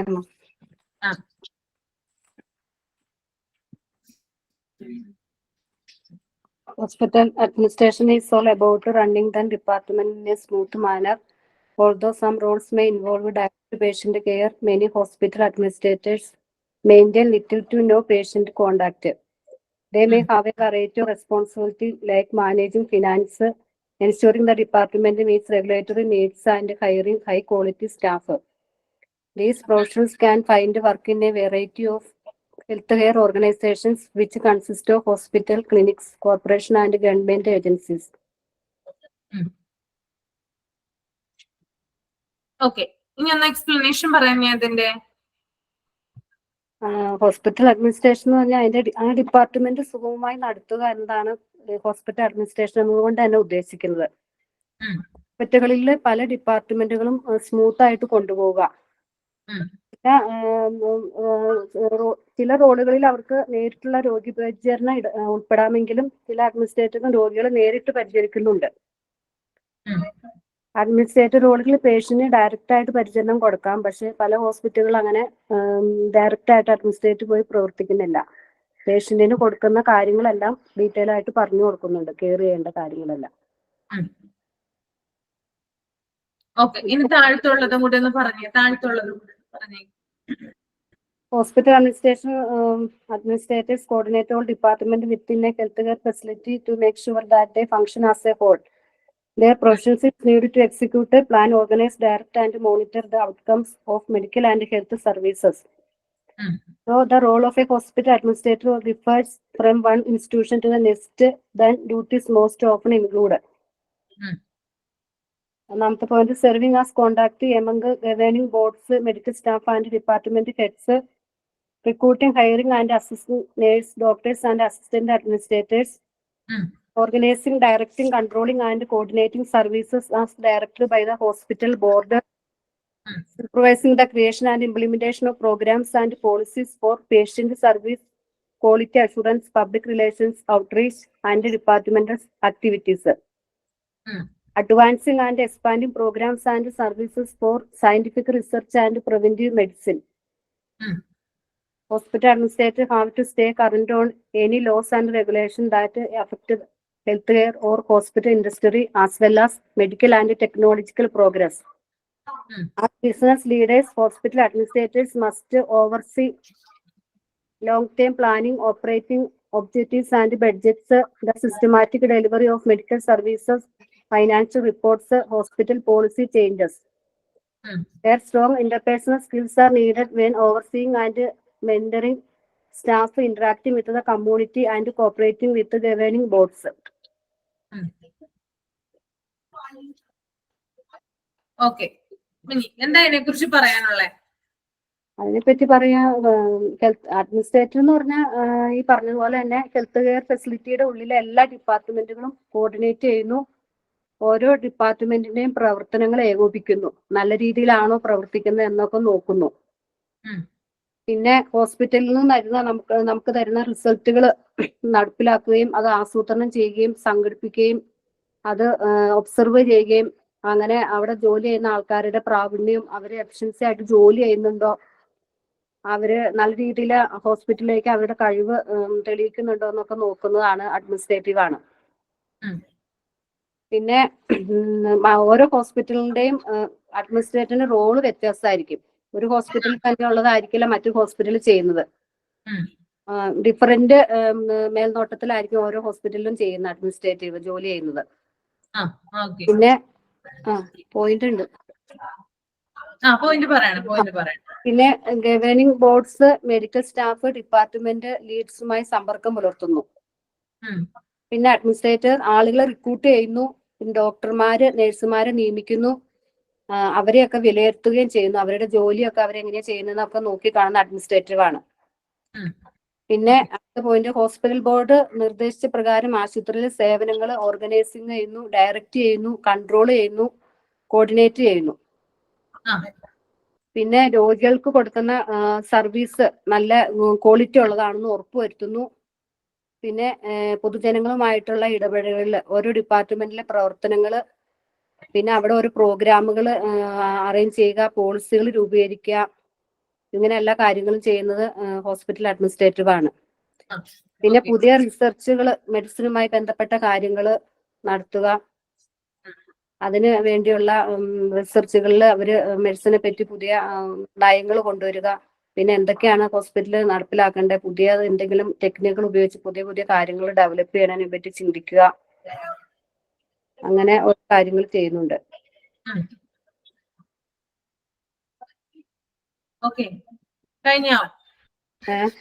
കഴിഞ്ഞോ? ഇനിയുണ്ടോ? ഇനിയുണ്ടെന്ന് സാർ പറഞ്ഞോ. പുതിയ പ്രോഗ്രാംസും പോളിസിയും നടപ്പിലാക്കുകയും ആ ഹോസ്പിറ്റലിന്റെ സ്റ്റാൻഡേർഡ് ആയിട്ട് നിന്ന് അഡ്മിനിസ്ട്രേറ്റീവ് ആണ് ആ കാര്യങ്ങളൊക്കെ മുന്നോട്ട് കൊണ്ടുപോകുന്നത്. പിന്നെ മേൽനോട്ടം വഹിക്കുക, ദീർഘകാല ആസൂത്രണം നടപ്പിലാക്കുക, പ്രവർത്തനങ്ങളും ലക്ഷ്യങ്ങളും ബഡ്ജറ്റുകളും ഒക്കെ നോക്കുക, ബഡ്ജറ്റിന്റെ സേവനങ്ങൾ പേഷ്യന്റിലേക്ക് എത്തുന്നുണ്ടെന്ന് ഉറപ്പുവരുത്തുക, ആശുപത്രിയുടെ നയങ്ങളിൽ എന്തെങ്കിലും മാറ്റം വരുത്താനുണ്ടെങ്കിൽ അത് മാറ്റുക, ഫൈനാൻഷ്യൽ റിപ്പോർട്ട്സ്, സാമ്പത്തികമായ കാര്യങ്ങളൊക്കെ അവരുടെ മേൽനോട്ടത്തിൽ അവർ നോക്കുക.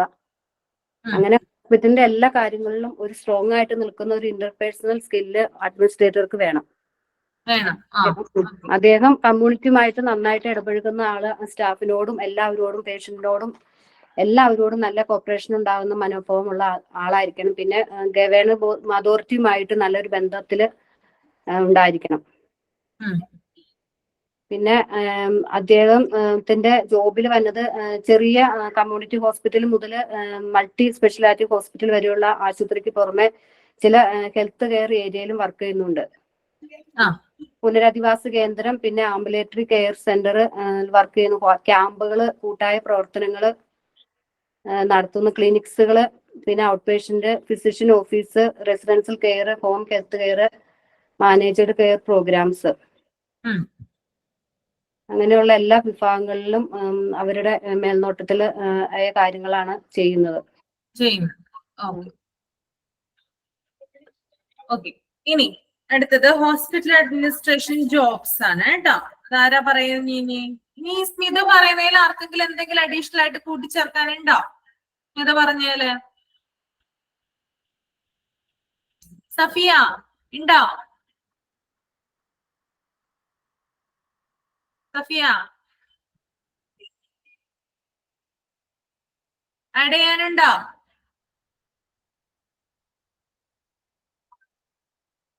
ഷിനു ആഡ് ചെയ്യാനുണ്ടോ?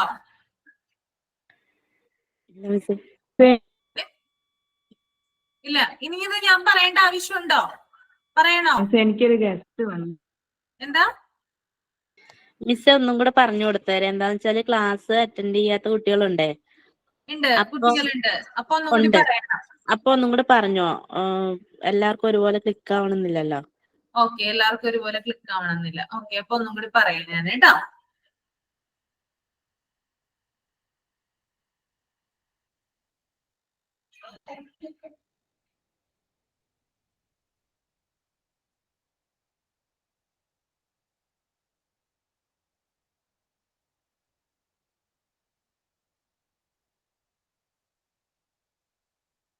ഹോസ്പിറ്റൽ അഡ്മിനിസ്ട്രേഷൻ, അതായത് ഹോസ്പിറ്റൽ അഡ്മിനിസ്ട്രേഷൻ എന്ന് പറയുന്നത് ഒരു ഹെൽത്ത് കെയർ ഫെസിലിറ്റിക്കുള്ളില് എല്ലാ ഡിപ്പാർട്ട്മെന്റുകളെയും ഏകോപിപ്പിച്ച് അവ മൊത്തത്തില് പ്രവർത്തിക്കുന്നുണ്ടെന്ന് ഉറപ്പുവരുത്തുകയാണ് ചെയ്യുന്നത് കേട്ടോ. അതായത് ഒരു ഹോസ്പിറ്റൽ അഡ്മിനിസ്ട്രേഷൻ, അതായത് ഒരു ഹോസ്പിറ്റലിലെ അഡ്മിനിസ്ട്രേഷൻ വിഭാഗത്തിൽ പ്രവർത്തിക്കുന്ന ഒരു അഡ്മിനിസ്ട്രേറ്റർ എന്താ ചെയ്യുന്നേ? ആ ഹോസ്പിറ്റലില് എല്ലാ പ്രവർത്തനങ്ങളും ഏകോപിച്ച്, ഡിപ്പാർട്ട്മെന്റ് വൈസ് എല്ലാവരെയും ഏകോപിപ്പിച്ച് അവിടെയുള്ള പ്രവർത്തനങ്ങള് നല്ല രീതിയിൽ കൊടുക്കുന്നുണ്ട്, അല്ലെങ്കിൽ നല്ല രീതിയിൽ അവ പ്രവർത്തിക്കുന്നുണ്ടോ എന്ന് ഉറപ്പുവരുത്തുകയാണ് ചെയ്യുന്നത്. അത് തന്നെയാണ് ഫസ്റ്റ് പോയിന്റ്. അതായത് ഇതിനകത്ത് പറയുന്നത് മൊത്തം എന്ത് തന്നെയാണ്, ഏകോപനം തന്നെയാണ് കൂടുതലായിട്ട് വരുന്നത്. അതായത് ഡിപ്പാർട്ട്മെന്റുകളെയും സ്റ്റാഫുകളെയും ഒക്കെ എന്ത് ചെയ്യുന്നത്, കോർഡിനേറ്റ് ചെയ്തിട്ടാണ് എന്ത് ചെയ്യുന്നത്, അവര് മുന്നോട്ട് കൊണ്ടുപോകുന്നത് കേട്ടോ. ഒരു ഹോസ്പിറ്റലിനെ സംബന്ധിച്ചാണെങ്കിൽ അവിടെയുള്ള എല്ലാ സ്റ്റാഫും, അതായത് ടോപ്പ് തുടങ്ങി താഴേക്കിടയിലുള്ള ഹൗസ് കീപ്പിംഗ് വരെയുള്ള വിഭാഗത്തിലെ എല്ലാവരെയും എന്ത് ചെയ്യുന്നുണ്ട്, കോർഡിനേറ്റ് ചെയ്തിട്ട് മുന്നോട്ട് കൊണ്ടുപോകുന്നത് ആരാണ്, അഡ്മിനിസ്ട്രേറ്റർ ആണ്. ഇനി അടുത്തത് എന്താണ്, മെഡിക്കൽ ആരോഗ്യ സേവനങ്ങളുടെ ഫലങ്ങൾ നടപ്പിലാക്കുന്നതിനും ആസൂത്രണം ചെയ്യുന്നതിനും സംഘടിപ്പിക്കുന്നതിനും അതുപോലെ തന്നെ സംവിധാനം ചെയ്യുന്നതിനും നിരീക്ഷിക്കുന്നതിനും അവരുടെ പ്രാവീണ്യം ആവശ്യമാണെന്ന് പറയുന്നുണ്ട് കേട്ടോ. അതായത് എല്ലാ തരത്തിലും, ഇപ്പൊ മെഡിക്കൽ, ഇപ്പൊ ഹോസ്പിറ്റലിനെ സംബന്ധിച്ചതാണെങ്കിൽ അവിടെ ഓർഗനൈസ് ചെയ്യുന്നതിനും അവിടെ ഡയറക്റ്റ് ചെയ്യുന്നതിനും അതുപോലെ ഒബ്സർവേഷൻ നടത്തുന്നതിനൊക്കെ ആരാവശ്യമാണ്, ഇവരുടെ ഒരു സ്കിൽ ഇവിടെ ആവശ്യമായിട്ട് വരുന്നുണ്ട്. ഓക്കെ, ഇനി അടുത്തതെന്ന് പറയുന്നത് കുറച്ച് പോയിന്റ് പറഞ്ഞിട്ടുണ്ട്. ആ പോയിന്റ് ആണ് പറയാൻ പോകുന്നത് കേട്ടോ.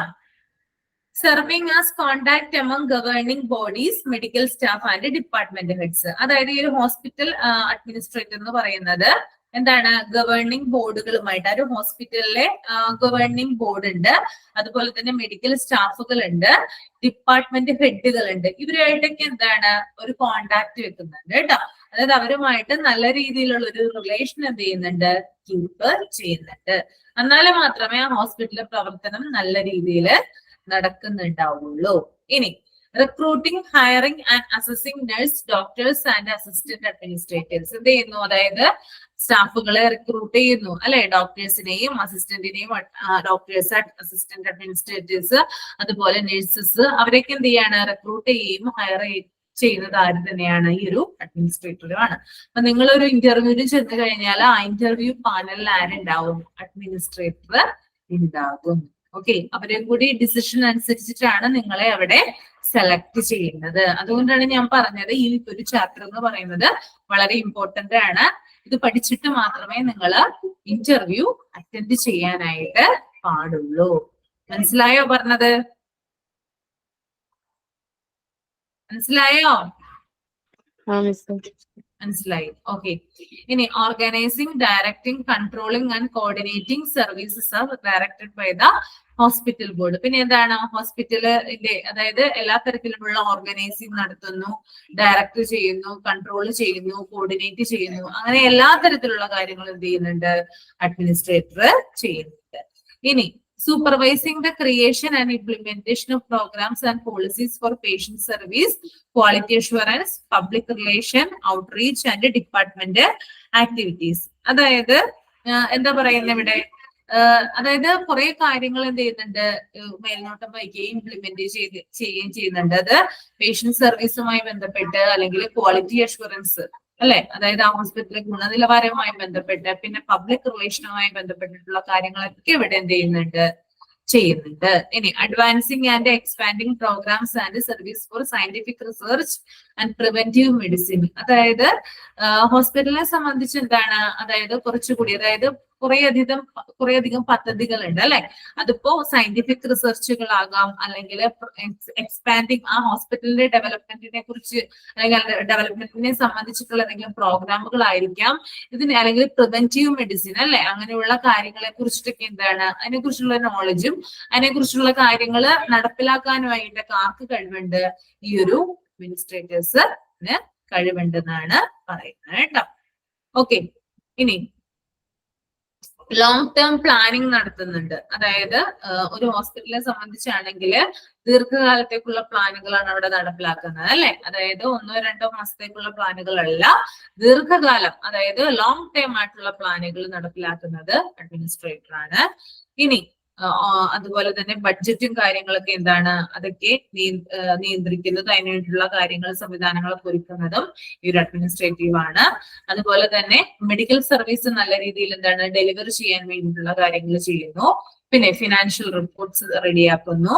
പിന്നെ ഹോസ്പിറ്റലിൽ എന്തെങ്കിലും പോളിസികൾ ചേഞ്ച് ഒക്കെ ഉണ്ടെങ്കിൽ അങ്ങനെയുള്ള കാര്യങ്ങൾ ചെയ്യുന്നു.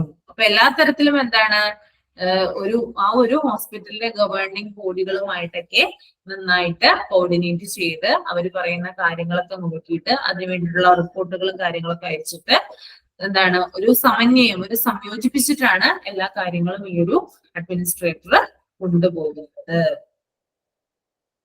ഓക്കെ, ഇനി അടുത്തത് അഡ്മിനിസ്ട്രേറ്റർ ജോബ്സ് ആണ് കേട്ടോ. മേഘ ഒന്ന് പറഞ്ഞേ അഡ്മിനിസ്ട്രേറ്റർ ജോബ്സ്. മേഘ. നമ്മുടെ അഡ്മിനിസ്ട്രേറ്റർ എന്ന് പറയുന്നത് നമ്മൾ ഹോസ്പിറ്റലിൽ മാത്രം ഒതുങ്ങി നിൽക്കുന്ന ഒരാളല്ല. മറ്റ് ഡിപ്പാർട്ട്മെന്റ്സിലൊക്കെ, മറ്റ് ഗവൺമെന്റ് ഓഫീസിലും അങ്ങനെ കുറെ സ്ഥലങ്ങളിലൊക്കെ അഡ്മിനിസ്ട്രേറ്ററെ കാണാം. അതിലൊന്നാണ് റീഹാബിലിറ്റേഷൻ ഫെസിലിറ്റീസ് അവിടെ, പിന്നെ ambulatory care centre, group medical practices, hospices എന്ന് വെച്ചെന്താ മിസ്സേ? ഏതാണ് ഈ ഹോസ്പീസ്? ആശുപത്രികൾ തന്നെയാണ് ഉദ്ദേശിക്കുന്നത്, ക്ലിനിക്കുകളൊക്കെ പോലെയുള്ള ആശുപത്രികൾ തന്നെയാണ് ഉദ്ദേശിക്കുന്നത് ഹോസ്പീസ്. രമ്യ മിസ് പറഞ്ഞു തന്നിട്ടുണ്ടായിരുന്നോ ഹോസ്പീസ്? ഉണ്ട്. എന്താ പറഞ്ഞ? ഹോസ്പിറ്റലിന്റെ തന്നെ മറ്റൊരു പേരായിട്ട് അറിയപ്പെടുന്നു ഹോസ്പൈസ്. ഹോസ്പിറ്റൽ ആശുപത്രികൾ വേറെ രണ്ട് ഇതും കൂടി ഉണ്ടായിരുന്നു, 2 വേർഡും കൂടി ഉണ്ട്. ഓക്കെ, പറഞ്ഞോ, കണ്ടിന്യൂ ചെയ്തോ കേട്ടോ. ഔട്ട് പേഷ്യന്റ് കെയർ ഫെസിലിറ്റീസ്, അവിടെയും ഈ അഡ്മിനിസ്ട്രേറ്റർ കാണും. പിന്നെ ഫിസിഷ്യൻ ഓഫീസ്, റെസിഡൻഷ്യൽ കെയർ ഫെസിലിറ്റീസിൽ, പിന്നെ ഹോം ഹെൽത്ത് കെയർ ഫെസിലിറ്റി അവിടെ, പിന്നെ മാനേജ്ഡ് കെയർ ഓർഗനൈസേഷൻസ്, ഇങ്ങനെ കുറെ സ്ഥലങ്ങളുണ്ട്. ഇവിടെയൊക്കെ നമുക്ക് അഡ്മിനിസ്ട്രേറ്റർ മെയിൻ ആയിട്ട് കാണാൻ സാധിക്കും. അവരുടെ ജോബ്സ് ഒക്കെ ഇവിടെ അവൈലബിൾ ആണ്. ഞാനൊന്നും കൂടി പറയാം. അതായത് ഈ ഒരു ഹോസ്പിറ്റൽ അഡ്മിനിസ്ട്രേഷൻ ജോബ്സ് എന്ന് പറയുന്നത്, അതായത് ചെറിയ കമ്മ്യൂണിറ്റി ഹോസ്പിറ്റലുകൾ മുതൽ വൻതോതിലുള്ള മൾട്ടി ഹോസ്പിറ്റൽ സംവിധാനങ്ങൾ വരെയുള്ള ആശുപത്രികൾക്ക് പുറമെ ഈ ഹെൽത്ത് കെയർ അഡ്മിനിസ്ട്രേറ്റർമാർ പ്രവർത്തിച്ചേക്കാം എന്നാണ് പറയുന്നത് കേട്ടോ. അതായത് നേരത്തെ ക്ലാസിഫിക്കേഷനിൽ പഠിച്ചതാണ് അല്ലെ, സബ് സെന്റർ, PHC, CHC അല്ലെ. അപ്പൊ അങ്ങനെയുള്ള, അതായത് ചെറിയ കമ്മ്യൂണിറ്റി ഹോസ്പിറ്റലുകൾ മുതൽ വൻതോതിലുള്ള മൾട്ടി സ്പെഷ്യാലിറ്റി ഹോസ്പിറ്റലുകൾ വരെയുള്ള ആ ഒരു ഇതിന് പുറമെ എന്താണ് ഈ ഹെൽത്ത് കെയർ അഡ്മിനിസ്ട്രേറ്റർമാര് പ്രവർത്തിക്കും എന്നാണ് പറയുന്നത് കേട്ടോ. ഇപ്പൊ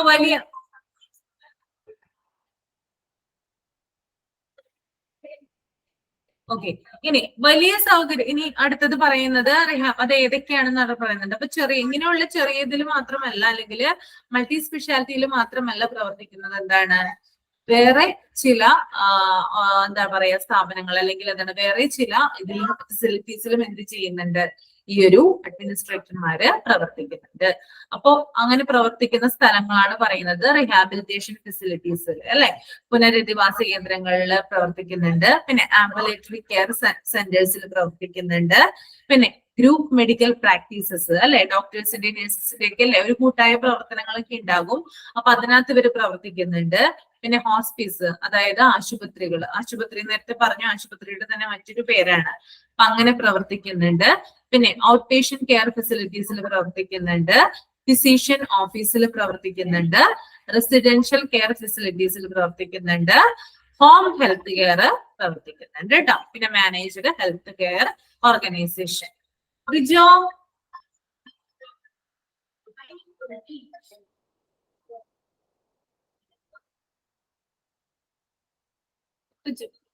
ഫ്ലിപ്കാർട്ട് ആണെങ്കിൽ സ്ഥലം ഒന്ന് പറഞ്ഞു കൊടുത്തേക്ക്.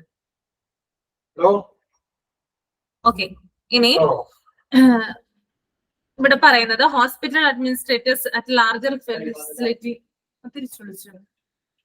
may work in specific clinical areas like cardiology, surgery, neurology, obstetrics and nephrology. Hospital administrators at smaller facilities may supervise different departments like finance, education, research and personnel. അതായത് വലിയ സൗകര്യങ്ങളുള്ള ഹോസ്പിറ്റൽ അഡ്മിനിസ്ട്രേറ്റർമാര് cardiology, surgery, neurology, obstetrics, nephrology തുടങ്ങിയ പ്രത്യേക clinical ജോലികളിൽ പ്രവർത്തിച്ചേക്കാം. അപ്പോ വലിയ സൗകര്യങ്ങളിൽ ഇപ്പൊ വലിയ വലിയ ഹോസ്പിറ്റൽ, മൾട്ടി സ്പെഷ്യാലിറ്റി ഹോസ്പിറ്റലുകളിൽ പ്രവർത്തിക്കുന്ന ഹോസ്പിറ്റൽ അഡ്മിനിസ്ട്രേറ്റർമാർ എന്ത് ചെയ്യുന്നുണ്ട്, അതായത് ഡിപ്പാർട്ട്മെന്റ് വൈസ് വെച്ച് നോക്കുകയാണെങ്കിൽ അവര് കാർഡിയോളജിയിലും സർജറി, ന്യൂറോളജി, ഒബ്സ്ട്രിക്സ്, നെഫ്രോളജി തുടങ്ങിയ പ്രത്യേക ക്ലിനിക്കൽ ജോലികളിലും പ്രവർത്തിച്ചേക്കാം എന്നാണ് പറയുന്നത്. ഓക്കെ, ഇനി ചെറിയ സൗകര്യങ്ങളുള്ള ഹോസ്പിറ്റൽ അഡ്മിനിസ്ട്രേറ്റർമാര് ധനകാര്യം, വിദ്യാഭ്യാസം, ഗവേഷണം, ഉദ്യോഗസ്ഥർ തുടങ്ങിയ വിവിധ വകുപ്പുകളുടെ മേൽനോട്ടം വഹിക്കുന്നു. ഇനി ചെറിയ സൗകര്യങ്ങൾ, അതായത് ചെറിയ ചെറിയ ഹോസ്പിറ്റലിലുള്ള ഹോസ്പിറ്റൽ അഡ്മിനിസ്ട്രേറ്റർമാരാണെങ്കിൽ അവര് അവിടുത്തെ ഫിനാൻസ് കൈകാര്യം ചെയ്യുന്നു, എഡ്യൂക്കേഷൻ പരമായിട്ടുള്ള കാര്യങ്ങൾ ചെയ്യുന്നു, റിസർച്ച് പരമായിട്ടുള്ള കാര്യങ്ങൾ ചെയ്യുന്നു. പിന്നെന്താണ്, ഉദ്യോഗസ്ഥർ, അതായത് അവിടെയുള്ള പ്രൊഫഷണൽ, അങ്ങനെയുള്ള അവരുടെ ബേസ് ചെയ്തിട്ടുള്ള കാര്യങ്ങളൊക്കെ ചെയ്യുന്നത് ആരാണ്, ഈ ഒരു അഡ്മിനിസ്ട്രേറ്റർ ആണെന്നാണ് പറയുന്നത്. ഓക്കെ, ഇനി ജസ്റ്റ് പേരുകൾ ഒരാൾ പറഞ്ഞു തന്ന പേരുകൾ ആര്, ശരണ്യ ഉണ്ടോ? ഉണ്ട് മിസ്സേ. പറഞ്ഞോളൂ കേട്ടോ. അഡ്മിനിസ്ട്രേറ്ററിന്റെ മറ്റ് പേരുകളാണ് ഹോസ്പിറ്റലിലുള്ള ഇവിടെ കൊടുത്തിരിക്കുന്ന president or chief executive officer അഥവാ സിഇഒ. രണ്ടാമത്തത് chief operating officer CO, chief financial officer CFO, hospital administrator, associate executive director, director of human resources, recruitment specialist, vice president of quality, hospital operation administrator, compliance educator, director of nursing, director of clinical operations, assistant director of finance, director population health, director patient care service. ഇത്രയും ഇങ്ങനെ ഈ രീതിയിലാണ് hospital administrator. പല പേരുകളുണ്ട്. President, chief executive officer CEO, അതുപോലെ തന്നെ chief operating officer, chief financial officer, hospital administrator, associate executive director, director of human resource, recruitment specialist, vice president of quality, hospital operation administrator, compliance educator, director of nursing, director of clinical operation, assistant direction of finance, director population health, director patient care service. അപ്പോ പല ഹോസ്പിറ്റലിൽ നമ്മൾ ചെന്ന് കഴിഞ്ഞാല് എന്താണ്, hospital administrator മാത്രമല്ല അവര് അറിയപ്പെടുന്നത്, ഇങ്ങനെയുള്ള പല പേരുകളിലും അവര് അറിയപ്പെടുന്നുണ്ട്. അപ്പൊ പേരുകളൊന്ന് ഓർത്തു വെക്കാനായിട്ട് ശ്രമിക്കുക കേട്ടോ. ഓക്കെ, ശരണ്യ ഇതൊന്ന് വായിച്ചേ, functions of hospital administrator. First one human resource function ആണ്. ഹ്യൂമൻ റിസോഴ്സ് എല്ലാം എത്തിക്കണം, അതാണ് അവരുടെ ഉള്ളൊരു. ഹോസ്പിറ്റൽ ഓപ്പറേഷൻ പബ്ലിക് റിലേഷൻ ഫങ്ഷൻസിന്റെ നയങ്ങളുടെ രൂപീകരണവും നടപ്പിലാക്കലും ആണ് അത് ഉദ്ദേശിക്കുന്നത്. പിന്നെ ഫോർമേഷൻ ഓഫ് എന്താ മിസ്സേ, formulation of policies and implementation ensure compliance with laws, nails, regulations and ethics and act as a legal representative of the hospital. അതായത് ലീഗൽ റെപ്രസെന്റേറ്റീവ് എന്ന പേരിൽ അറിയപ്പെടുന്നുണ്ട്. ഈ റെഗുലേഷൻസും എത്തിക്കലും ലോസും എല്ലാം പാലിക്കുന്നുണ്ടോന്ന് ഉറപ്പുവരുത്തണം.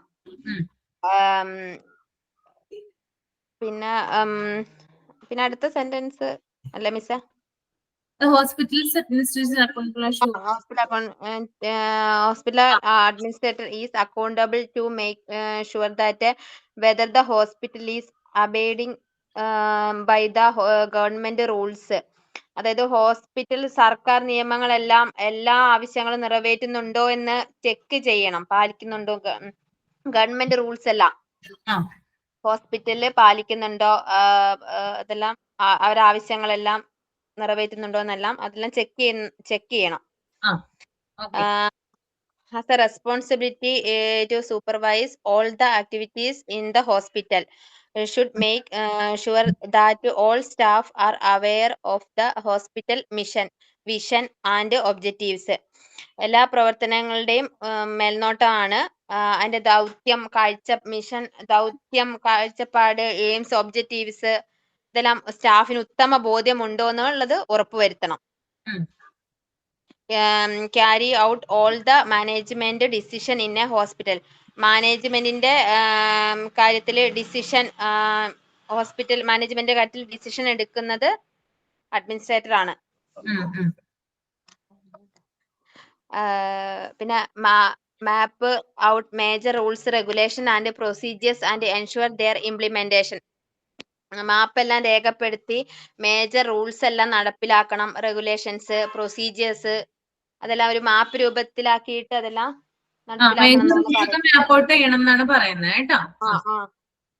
Make sure that rules formulated are in the hospital policies. രൂപീകരിച്ച rules ആശുപത്രിയുമായിട്ട് ഒത്തുപോകുന്നുണ്ടോ എന്നുള്ളത് check ചെയ്യണം. Is accountable four A good employer employees. അവര് എംപ്ലോയർ എംപ്ലോയി തമ്മിലുള്ള നല്ല റിലേഷൻ ഉണ്ടാവണം. Work attentively with other executive in the hospital like the medical superintendent, nursing superintendent. അവരോട് കൂടിയിട്ടുള്ള ഒരു വർക്ക് ആയിരിക്കണം. സൂപ്പീരിയന്റന്റും നേഴ്സ് സൂപ്പീരിയന്റന്റും ഉള്ള അവരോട് കൂടിയിട്ടുള്ള ഒരു വർക്ക് കാഴ്ചവെക്കണം. Make sure that all department function in a smooth and efficient manner. Efficient ആയിട്ട് സ്മൂത്ത് ആയിട്ടുള്ളതാണോ എന്നുള്ളത് വർക്കിംഗ് ആകണം എല്ലാ ഡിപ്പാർട്ട്മെന്റും. Act as a official representative of hospital. ഔദ്യോഗിക പ്രതിനിധിയായിട്ട് പ്രവർത്തിക്കണം. Submit annual report to the governing body. വാർഷിക റിപ്പോർട്ട് എല്ലാം കൊടുക്കണം. Donate to devising annual budget. സംഭാവനകൾ നൽകണം. ആ ചെയ്ത കാര്യങ്ങൾ ഉൾപ്പെടുത്തണം. ഹോസ്പിറ്റലിലെ അതിൽ പോളിസീസ് എല്ലാം ഉൾപ്പെടുത്തിയിട്ട് അത് രേഖപ്പെടുത്തി വെക്കണം. ആ ഒരു official representative of hospital important ആണ് കേട്ടോ. അതൊന്ന് പോയിന്റ് ചെയ്ത് വെക്കണേ. മിസ്സേ, ഒഫീഷ്യൽ റെപ്രസെന്റേറ്റീവ് ഓഫ് ഹോസ്പിറ്റൽ എന്ന് പറയുന്നില്ലേ, അത് ഇമ്പോർട്ടന്റ് ആണെന്ന് കേട്ടോ. ഓക്കെ,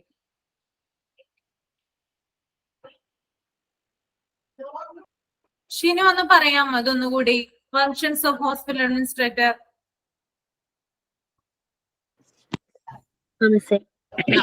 ഇത് ഫുൾ ഒന്ന് പറഞ്ഞു കേട്ടോ. ഇതൊരു ഇത്രേ ഉള്ളൂ, ഒന്ന് പറഞ്ഞു. ഇപ്പൊ ശരണ്യ പറഞ്ഞത് ഒന്നും കൂടി ഒന്ന് ഡീറ്റെയിൽ ആയിട്ടൊന്ന് പറഞ്ഞു കേട്ടോ. ശരണ്യ നന്നായിട്ട് പറഞ്ഞു കേട്ടോ. കുഴപ്പമില്ല, പറയുന്നത് നല്ലല്ലേ. ഒന്നും കൂടെ പറഞ്ഞോട്ടല്ല, നന്നായി പറഞ്ഞു എന്ന് ഞാൻ പറഞ്ഞതാണ്. എല്ലാം പോയിന്റ്സും പറഞ്ഞു. ഷീനു ഒന്ന് പറഞ്ഞേ. ഹ്യൂമൻ റിസോഴ്സ് ഫങ്ഷൻസ് ചെയ്യണം ഹോസ്പിറ്റൽ അഡ്മിനിസ്ട്രേറ്റർ. പിന്നെ അവിടെ നടക്കുന്ന ഓപ്പറേഷൻസിന്റെ എന്തൊക്കെയാണെന്നുള്ളതും അത് പബ്ലിക് റിലേഷൻ ആയിട്ട് നോക്കണം. അതായത് ഒരു പൊതുവായിട്ട് അവിടെ നടക്കുന്ന കാര്യങ്ങളും ഹോസ്പിറ്റലിന്റെ അകത്ത് നടക്കുന്ന കാര്യങ്ങളും രണ്ടിന്റെ ഫങ്ഷൻസ് എന്താണെന്ന് ഹോസ്പിറ്റൽ അഡ്മിനിസ്ട്രേറ്റർ നോക്കണം. പിന്നെ എന്തെങ്കിലും അതായത് ഹോസ്പിറ്റലിനുള്ളിലുള്ള ലോസ് റെഗുലേഷൻസ് ഉണ്ടല്ലോ, അങ്ങനെയുള്ള കാര്യങ്ങളും അവരുടെ ലീഗൽ ആയിട്ടുള്ള കാര്യങ്ങളും എല്ലാം ഹോസ്പിറ്റലിനകത്തുള്ള കാര്യങ്ങളെല്ലാം ഇംപ്ലിമെന്റ് ചെയ്ത് കൊണ്ടുപോകാനായിട്ട് ഒരു ഹോസ്പിറ്റൽ അഡ്മിനിസ്ട്രേറ്റർക്ക് പറ്റണം. ഇതിനകത്തെ ഒരു ലീഗൽ റെപ്രസെന്റേറ്റീവ് എന്നറിയപ്പെടുന്നുണ്ട് എന്നുള്ളത് അങ്ങനെ എന്തോ പറയുന്നില്ല, അങ്ങനെ ഉണ്ടോ ഇതിനകത്ത്? ഇമ്പോർട്ടന്റ് ആണെന്ന് പറഞ്ഞത് കേട്ടോ. ലീഗല് അതുപോലെ ഒഫീഷ്യൽ ഒക്കെ അതൊക്കെ പറയുന്നത് അഡ്മിനിസ്ട്രേറ്റർ തന്നെയാണ് കേട്ടോ. ലീഗലും ഉണ്ട്, ഒഫീഷ്യലും ഉണ്ട്. ഓക്കെ. ഹോസ്പിറ്റലിൽ നടക്കുന്ന എല്ലാ ആക്ടിവിറ്റീസിനെയും സൂപ്പർവൈസ് ചെയ്യുന്നത് ഹോസ്പിറ്റൽ അഡ്മിനിസ്ട്രേറ്റർ ആയിരിക്കും. അയാൾക്ക് അറിഞ്ഞിരിക്കണം അവിടുത്തെ മിഷൻ എന്താണ്, അവരുടെ വിഷൻ എന്താണ്, ഒബ്ജക്റ്റീവ്സ് എന്താണ്, അത് സ്റ്റാഫിനെ എങ്ങനെ അവയർ ചെയ്യണം എന്നുള്ളത് അഡ്മിനിസ്ട്രേറ്റർക്ക് അറിയണം. എന്തൊക്കെ ഫംഗ്ഷൻ അവർക്ക് വേണ്ടിയിട്ട് ചെയ്യാം, എന്തൊക്കെ കാര്യങ്ങൾ അവർക്ക് വേണ്ടിയിട്ട് ചെയ്യണം, അല്ലെങ്കിൽ അവർ ചെയ്യുന്ന കാര്യങ്ങളിൽ എത്രത്തോളം നീതി പുലർത്തുന്നുണ്ട്, കറക്റ്റ് ആയിട്ടാണോ ചെയ്യുന്നത്, അവരുടെ വിഷൻസ് എന്തൊക്കെയാണ്, ഒബ്ജക്റ്റീവ്സ് കറക്റ്റ് ആയിട്ടാണോ ഫോളോ ചെയ്യുന്നതെന്നൊക്കെ സ്റ്റാഫിനെ അവെയർ ചെയ്യുക എന്നുള്ളതും ഹോസ്പിറ്റൽ അഡ്മിനിസ്ട്രേറ്ററുടെ ഒരു ഫംഗ്ഷൻ ആണ്. പിന്നെ ഹോസ്പിറ്റലിലെ മാനേജ്മെന്റിന്റെ ഡിസിഷൻസ് ഉണ്ട്. ആ ഡിസിഷൻസ് എല്ലാം ഒരു പൂർണ്ണതയിൽ എത്തിച്ചിട്ട് അത് ക്യാരി ഔട്ട് ചെയ്യേണ്ടതും അഡ്മിനിസ്ട്രേറ്റർ ആണ്. ഓക്കെ. പിന്നെ അവിടുത്തെ റെഗുലേഷൻസ്, അവരുടെ പ്രൊസീജിയർ, അവരുടെ റൂള് ഇതെല്ലാം ഇംപ്ലിമെന്റ് ചെയ്ത് കൊണ്ടുപോകുന്നതിൽ ഏറ്റവും കൂടുതൽ പങ്കുവഹിക്കുന്നത് അഡ്മിനിസ്ട്രേറ്റർ ആണ്. അവരുടെ മേജർ ആയിട്ടുള്ള കുറെ റൂൾസ് ആൻഡ് റെഗുലേഷൻസ് ഉണ്ടാവും. അതെല്ലാം ഒരു എൻഷുർ ചെയ്തു അത് ഇംപ്ലിമെന്റ് ചെയ്ത് ആ സ്റ്റാഫിലേക്ക് എത്തിക്കുക എന്നുള്ളത് അഡ്മിനിസ്ട്രേറ്ററുടെ ഒരു ഫംഗ്ഷനാണ്. പിന്നെ ഹോസ്പിറ്റലിന്റെ പോളിസീസ് എല്ലാം ഫോർമുലേറ്റ് ചെയ്ത് കൊണ്ടുപോകാന്നുള്ളതും അത് കൊണ്ടുപോകുന്നുണ്ട് എന്നുള്ളത് ഉറപ്പുവരുത്തുന്നത് അഡ്മിനിസ്ട്രേറ്ററുടെ ഫംഗ്ഷനാണ്. എംപ്ലോയിയുടെയും എംപ്ലോയറും തമ്മിലുള്ള റിലേഷൻഷിപ്പ് നല്ല രീതിയിലാണോ പോകുന്നതെന്ന് അതൊന്ന് വിലയിരുത്തുക എന്നുള്ളത് അഡ്മിനിസ്ട്രേറ്ററുടെ ഫംഗ്ഷനാണ്. പിന്നെ നഴ്സിംഗ് സൂപ്രണ്ടന്റിന്റെയും മെഡിക്കൽ സൂപ്രണ്ടന്റിന്റെയും ഒക്കെ എക്സിക്യൂട്ടീവ് അവരുടെ അറ്റൻറ്റീവ്ലി അവരെങ്ങനെയാണ് വർക്കിംഗ് കപ്പാസിറ്റി അവർ എത്ര മാത്രം വർക്ക് ചെയ്യുന്നുണ്ടെന്നുള്ളത് വിലയിരുത്തണം. എപ്പോഴും ഇങ്ങനെ ലീവ് എടുക്കുവോ അങ്ങനെയൊക്കെ ചെയ്യുവാണോ അതെയോ പ്രോപ്പറായിട്ട് അവർക്ക് കൊടുത്ത വർക്ക് അവർ കറക്റ്റ് ആയിട്ടാണോ ചെയ്യുന്നതെന്ന് അഡ്മിനിസ്ട്രേറ്റർ ഇടയ്ക്കൊന്ന് ഒന്ന് ചെക്ക് ചെയ്യണം. പിന്നെ എല്ലാ ഡിപ്പാർട്ട്മെന്റിലെയും പ്രവർത്തനങ്ങൾ സുഗമമായിട്ടാണോ നടക്കുന്നതെന്ന് ഉറപ്പുവരുത്തണം. ഇപ്പോ OPD ആരെങ്കിലും വന്നു അവർക്ക് എന്തെങ്കിലും ബുദ്ധിമുട്ടുണ്ടായോ അല്ലെങ്കിൽ എന്തെങ്കിലും പ്രശ്നം പറ്റുമോ, ഇൻപേഷ്യന്റ് ആയിട്ട് കിടക്കുന്ന ഇൻപേഷ്യന്റ് ഡിപ്പാർട്ട്മെന്റിൽ എന്തെങ്കിലും ബുദ്ധിമുട്ടുണ്ടോ, കാർഡിയോളജിയിൽ എന്തെങ്കിലും ബുദ്ധിമുട്ടുണ്ടോ, ഇതെല്ലാ ഡിപ്പാർട്ട്മെന്റ്സിലെയും അവരുടേതായ ഡ്യൂട്ടീസ് ആൻഡ് ഫങ്ഷൻസ് കറക്റ്റ് ആയിട്ടാണോ പോകുന്നതെന്നുള്ളത് ഉറപ്പുവരുത്തുക എന്നുള്ളത് അഡ്മിനിസ്ട്രേറ്ററുടെ ഒരു ഫംഗ്ഷനാണ്. പിന്നെ ഒഫീഷ്യൽ റെപ്രസെന്റേറ്റീവ് ആയിരിക്കും. ആ ഹോസ്പിറ്റലിന്റെ ഒഫീഷ്യൽ റെപ്രസെന്റേറ്റീവ് ആയിട്ടാണ് മെയിൻ ആയിട്ട് ഹോസ്പിറ്റൽ അഡ്മിനിസ്ട്രേറ്റർ ആക്ട് ചെയ്യേണ്ടത്. പിന്നെ അവരുടെ ഗവേണിംഗ് ബോഡി അവരുടെ ആനുവൽ റിപ്പോർട്ട് എങ്ങനെയായിരിക്കണം അത് സബ്മിറ്റ് ചെയ്യുന്നത്, അതായത് ആ ഗവേണിംഗ് ബോഡിക്ക് ആനുവൽ റിപ്പോർട്ട് സബ്മിറ്റ് ചെയ്യുന്നത് അഡ്മിനിസ്ട്രേറ്റർ ആയിരിക്കണം. പിന്നെ ആനുവൽ ബഡ്ജറ്റ് ചെയ്തു കൊടുക്കേണ്ടതും ഹോസ്പിറ്റൽ അഡ്മിനിസ്ട്രേറ്ററാണ്. അതായത് ഹോസ്പിറ്റലിലെ ആദ്യം മുതലുള്ള അവസാനം വരെയുള്ള കാര്യങ്ങളിൽ സ്റ്റാഫിനെയും അവിടുത്തെ മാനേജ്മെന്റിനെയും അവിടുത്തെ ആളുകൾ തമ്മിലുള്ള ബന്ധങ്ങളെയും അവരുടെ ഡിപ്പാർട്ട്മെന്റിൽ വരുന്നതായ എന്തെങ്കിലും പോരായ്മകളും ഇതെല്ലാം ചെക്ക് ചെയ്ത് മെഷർ ചെയ്ത് അത് ഒബ്സർവ് ചെയ്ത് അതിന് വേണ്ട കാര്യങ്ങളെല്ലാം ചെയ്തു കൊടുക്കേണ്ടതെല്ലാം ഹോസ്പിറ്റൽ അഡ്മിനിസ്ട്രേഷന്റെ ഫംഗ്ഷനാണ്. ഇനി നെക്സ്റ്റ് എന്താണ് characteristics of an effective hospital administrator? Shinu തന്നെ പറഞ്ഞോളൂ, ഷിനു തന്നെ കംപ്ലീറ്റ് ചെയ്തോളൂ കേട്ടോ. അത് ഒരു ഹോസ്പിറ്റൽ അഡ്മിനിസ്ട്രേറ്റർക്ക് ഏറ്റവും കൂടുതൽ വേണ്ടത് അദ്ദേഹത്തിന് ആ വ്യക്തിക്ക് കൊടുത്തിരിക്കുന്ന വർക്ക് എത്രത്തോളം കഴിവ്, അതായത് അയാൾ ചെയ്യുന്ന വർക്ക് നല്ല രീതിയിൽ കാഴ്ചവെക്കാനുള്ള കഴിവുണ്ടോ എന്ന് നോക്കുക. അതാണ് അതൊരു സ്വഭാവ സവിശേഷതയാണ്. തന്നിരിക്കുന്ന ജോലി കൃത്യതയോടെയും വ്യക്തവുമായിട്ട് ഫുൾഫിൽ ചെയ്തിട്ട് അത് അതൊരു ആളുടെ കഴിവാണല്ലോ, അത് അവിടെ ഷോ ചെയ്യും, അത് കാണിക്കണം. ആ വർക്കിൽ എത്രത്തോളം ഉണ്ടെന്ന് കാണിക്കണം. നമ്മൾ പേഴ്സണലി പറയണതല്ല, നമുക്ക് തന്നിരിക്കുന്ന വർക്ക് കറക്റ്റ് ആയിട്ടാണോ കൊണ്ടുപോകുന്നതെന്ന് കാണിക്കുന്നത് അത് അദ്ദേഹത്തിന്റെ ഒരു ക്യാരക്ടറിസ്റ്റിക്സ് ആണ്. പിന്നെ ഓർഗനൈസേഷന്റെ പ്രോബ്ലംസും സ്റ്റാഫിന്റെ പ്രോബ്ലംസും അല്ലെങ്കിൽ അവർക്ക് എന്തൊക്കെ ആവശ്യമാണ് എന്നുള്ള കാര്യങ്ങളും എല്ലാം എന്ത് ചെയ്യണം, ഹോസ്പിറ്റൽ അഡ്മിനിസ്ട്രേറ്റർ വേണം നോക്കാനായിട്ട്. പിന്നെ നമ്മുടെ ഹോസ്പിറ്റലിൽ ഇപ്പൊ എന്തെങ്കിലും ഇത് ചെയ്യണമെങ്കിൽ അത് മുൻകൂട്ടി കാണാനായിട്ട് അദ്ദേഹത്തിന് ഒരു കപ്പാസിറ്റി ഉണ്ടായിരിക്കണം. ഇപ്പൊ എന്റെ ഹോസ്പിറ്റലിൽ ഇന്ന കാര്യങ്ങൾ ചെയ്യണം അല്ലെങ്കിൽ ഇന്നൊരു പ്ലാൻ ചെയ്തിട്ടുണ്ടെങ്കിൽ അത് ഇന്ന പോലെ വർക്ക് ചെയ്യിക്കാൻ പറ്റും എന്ന് മുൻകൂട്ടി കാണാനുള്ള ഒരു കപ്പാസിറ്റി അദ്ദേഹത്തിന് ഉണ്ടായിരിക്കണം. പിന്നെ എന്തെങ്കിലും ക്രിയേറ്റീവ് ആയിട്ടുള്ള ഐഡിയാസ് ഉണ്ടെങ്കിൽ അല്ലെങ്കിൽ എന്തെങ്കിലും പുതിയതായിട്ടുള്ള കാര്യങ്ങൾ വരുന്നുണ്ടെങ്കിൽ അത് അവിടെ പ്രസന്റ് ചെയ്യാനായിട്ടുള്ളൊരു എബിലിറ്റി അദ്ദേഹത്തിന് ഉണ്ടായിരിക്കണം. പിന്നെ എല്ലാ ആളുകളെയും കോർഡിനേറ്റ് ചെയ്യാനും അവരെ ഓർഗനൈസ് ചെയ്ത് അവർക്ക് വേണ്ടതായ കാര്യങ്ങൾ ഡിസ്ട്രിബ്യൂട്ട് ചെയ്യാനും ഉള്ള കപ്പാസിറ്റിയും അദ്ദേഹത്തിന് ഉണ്ടായിരിക്കണം. പിന്നെ വർക്ക് ചെയ്യുന്നത് അതിപ്പോ ആണായാലും പെണ്ണായാലും ആരാണോ വർക്ക് ചെയ്യുന്നത് അവർക്ക് നല്ല രീതിയിൽ വർക്ക് ചെയ്യാനുള്ള അവരുടെ ടൈമിങ്, അവർക്ക് സ്വന്തമായിട്ട് ടൈം കിട്ടുന്നുണ്ടോ ആ ടൈമിനുള്ളിൽ വർക്ക് ചെയ്ത് തീർത്ത് എല്ലാം സെറ്റ് ആക്കാനുള്ള ഒരു എബിലിറ്റി ഉണ്ടായിരിക്കണം. പിന്നെ എന്തെങ്കിലും ഒരു കുറച്ച് താഴ്ന്ന ആളാണെങ്കിൽ എന്ന് വെച്ചാല് വർക്ക് ചെയ്യാൻ കുറച്ച് ബുദ്ധിമുട്ടായിട്ടിരിക്കുന്ന ആളാണെങ്കിൽ അയാൾ അത് പറഞ്ഞ് സെറ്റാക്കി അയാൾ ഡെവലപ്പ് ചെയ്തുകൊണ്ട് പോരാനും ഇന്നത് ചെയ്യാൻ നിങ്ങളെ കൊണ്ട് കഴിയും എന്ന് അയാൾ പ്രേരിപ്പിച്ച് അത് നല്ല രീതിയിൽ പൂർത്തീകരിക്കാനുള്ള എബിലിറ്റി ഉണ്ടായിരിക്കണം. ഇതിലെല്ലാത്തിനും ഉപരിയായിട്ട് നല്ല ഒരു കമ്മ്യൂണിക്കേറ്റർ ആയിരിക്കണം ഒരു ഹോസ്പിറ്റൽ അഡ്മിനിസ്ട്രേറ്റർ എന്ന് പറയുന്നത്. അതാണ് ഇതിലെ ഏറ്റവും നല്ല പോയിന്റ്. ഒരു കമ്മ്യൂണിക്കേഷൻ ഉണ്ടെങ്കിൽ മാത്രമാണ് നല്ല രീതിയിൽ നമുക്ക് അഡ്മിനിസ്ട്രേഷൻ നടത്തിക്കൊണ്ട് പോകാനായിട്ട് പറ്റുള്ളൂ. ഓക്കെ. ഇനി ബില്ലിംഗ് സ്പെഷ്യലിസ്റ്റ് അതോടെ ഒന്ന് പറഞ്ഞേ. അത് ഞാൻ തന്നെ പറയണ. ആ പറഞ്ഞോ. വേറെ ആരെങ്കിലും? സഫിയ ഒന്ന് പറയോ എന്നാ. സഫിയ ഒന്ന് പറഞ്ഞേ.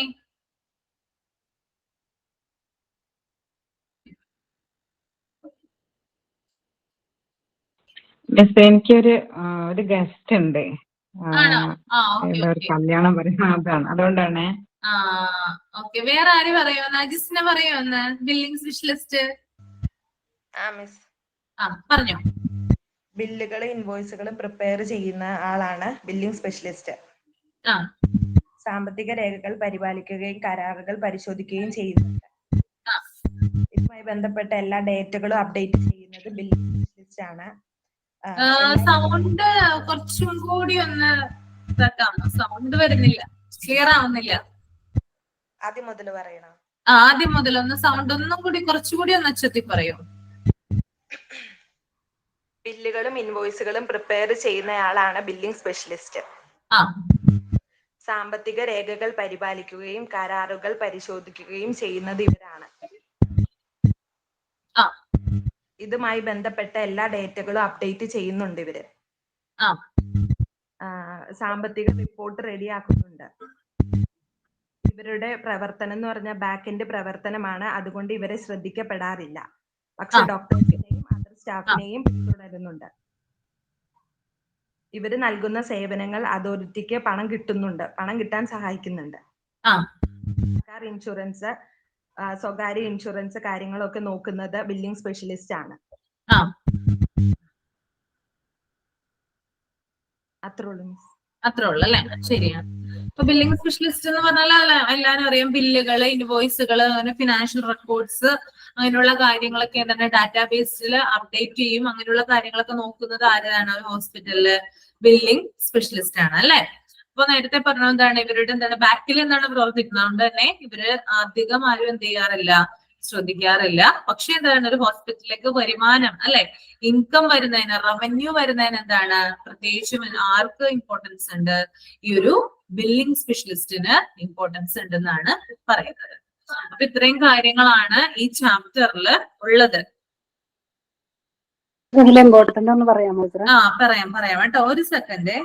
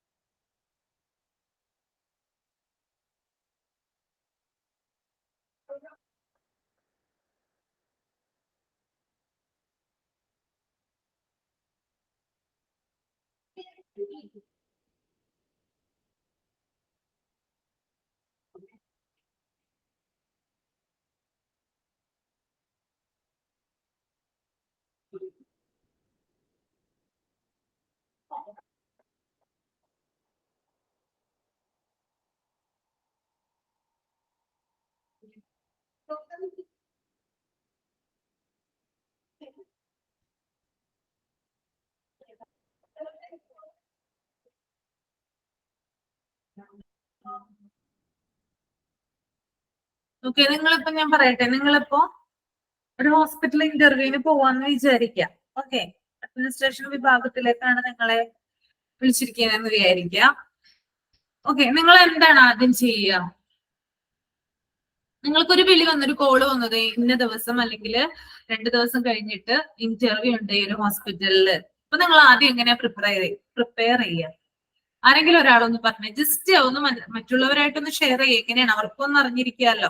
പലരും പല രീതിയിലായിരിക്കുമല്ലോ ചിന്തിച്ചിരിക്കുന്നേ. എങ്ങനെയായിരിക്കും?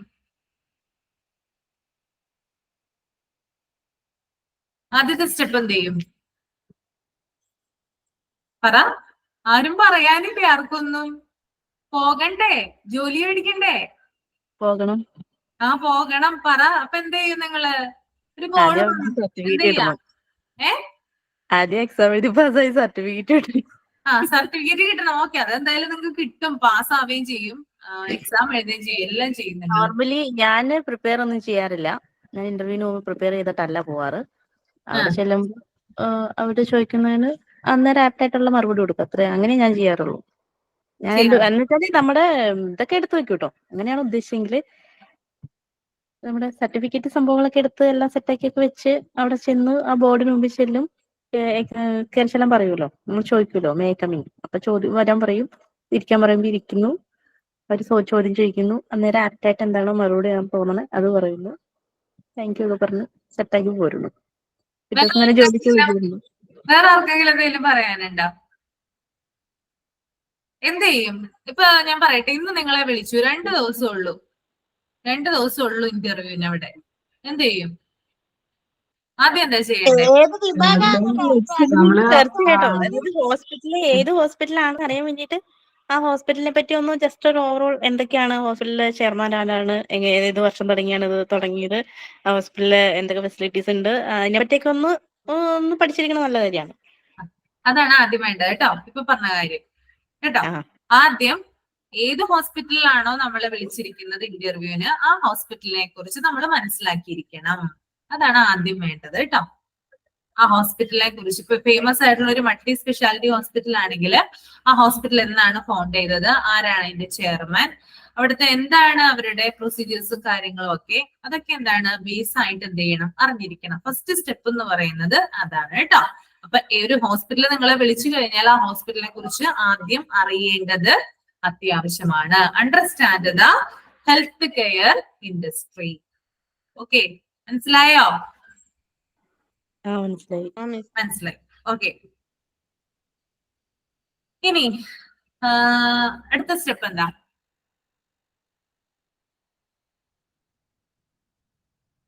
അടുത്ത എന്തായിരിക്കും? എത്ര സ്റ്റെപ്പ് ഉണ്ട് മിസ്സേ? സ്റ്റെപ്പുകൾ ഉണ്ട്, ഞാൻ പറയാം. അടുത്ത എന്തായിരിക്കും? സ്മിതയ്ക്കൊന്നും പറയാനില്ലേ? പറഞ്ഞ ടൈം ഷാർപ്പ് ടൈം തന്നെ എത്തണം. ഓക്കെ, ശരിയാണ്. ഓക്കെ, പിന്നെ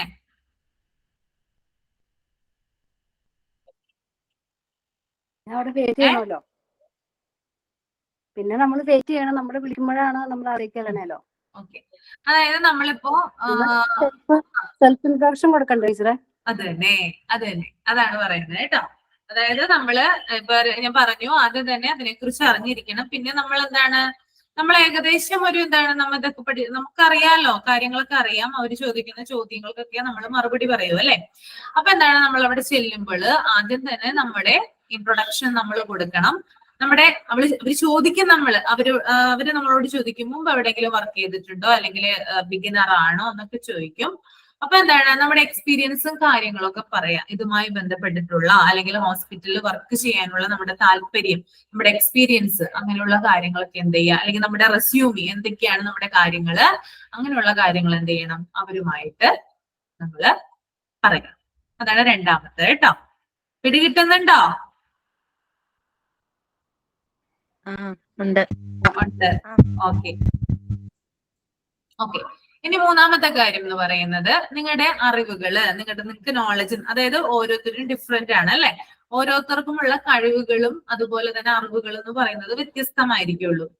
നിങ്ങൾ എന്താണോ എന്നത് അവരുടെ മുന്നിൽ എക്സ്പ്രസ് ചെയ്യുക, പരമാവധി ചെയ്യുക, പ്രകടിപ്പിക്കാനായിട്ട് ശ്രമിക്കുക. ഞാൻ പറഞ്ഞു ഐ കോണ്ടാക്ട് എന്നത് വളരെ പ്രധാനപ്പെട്ട കാര്യമാണ് അല്ലെ.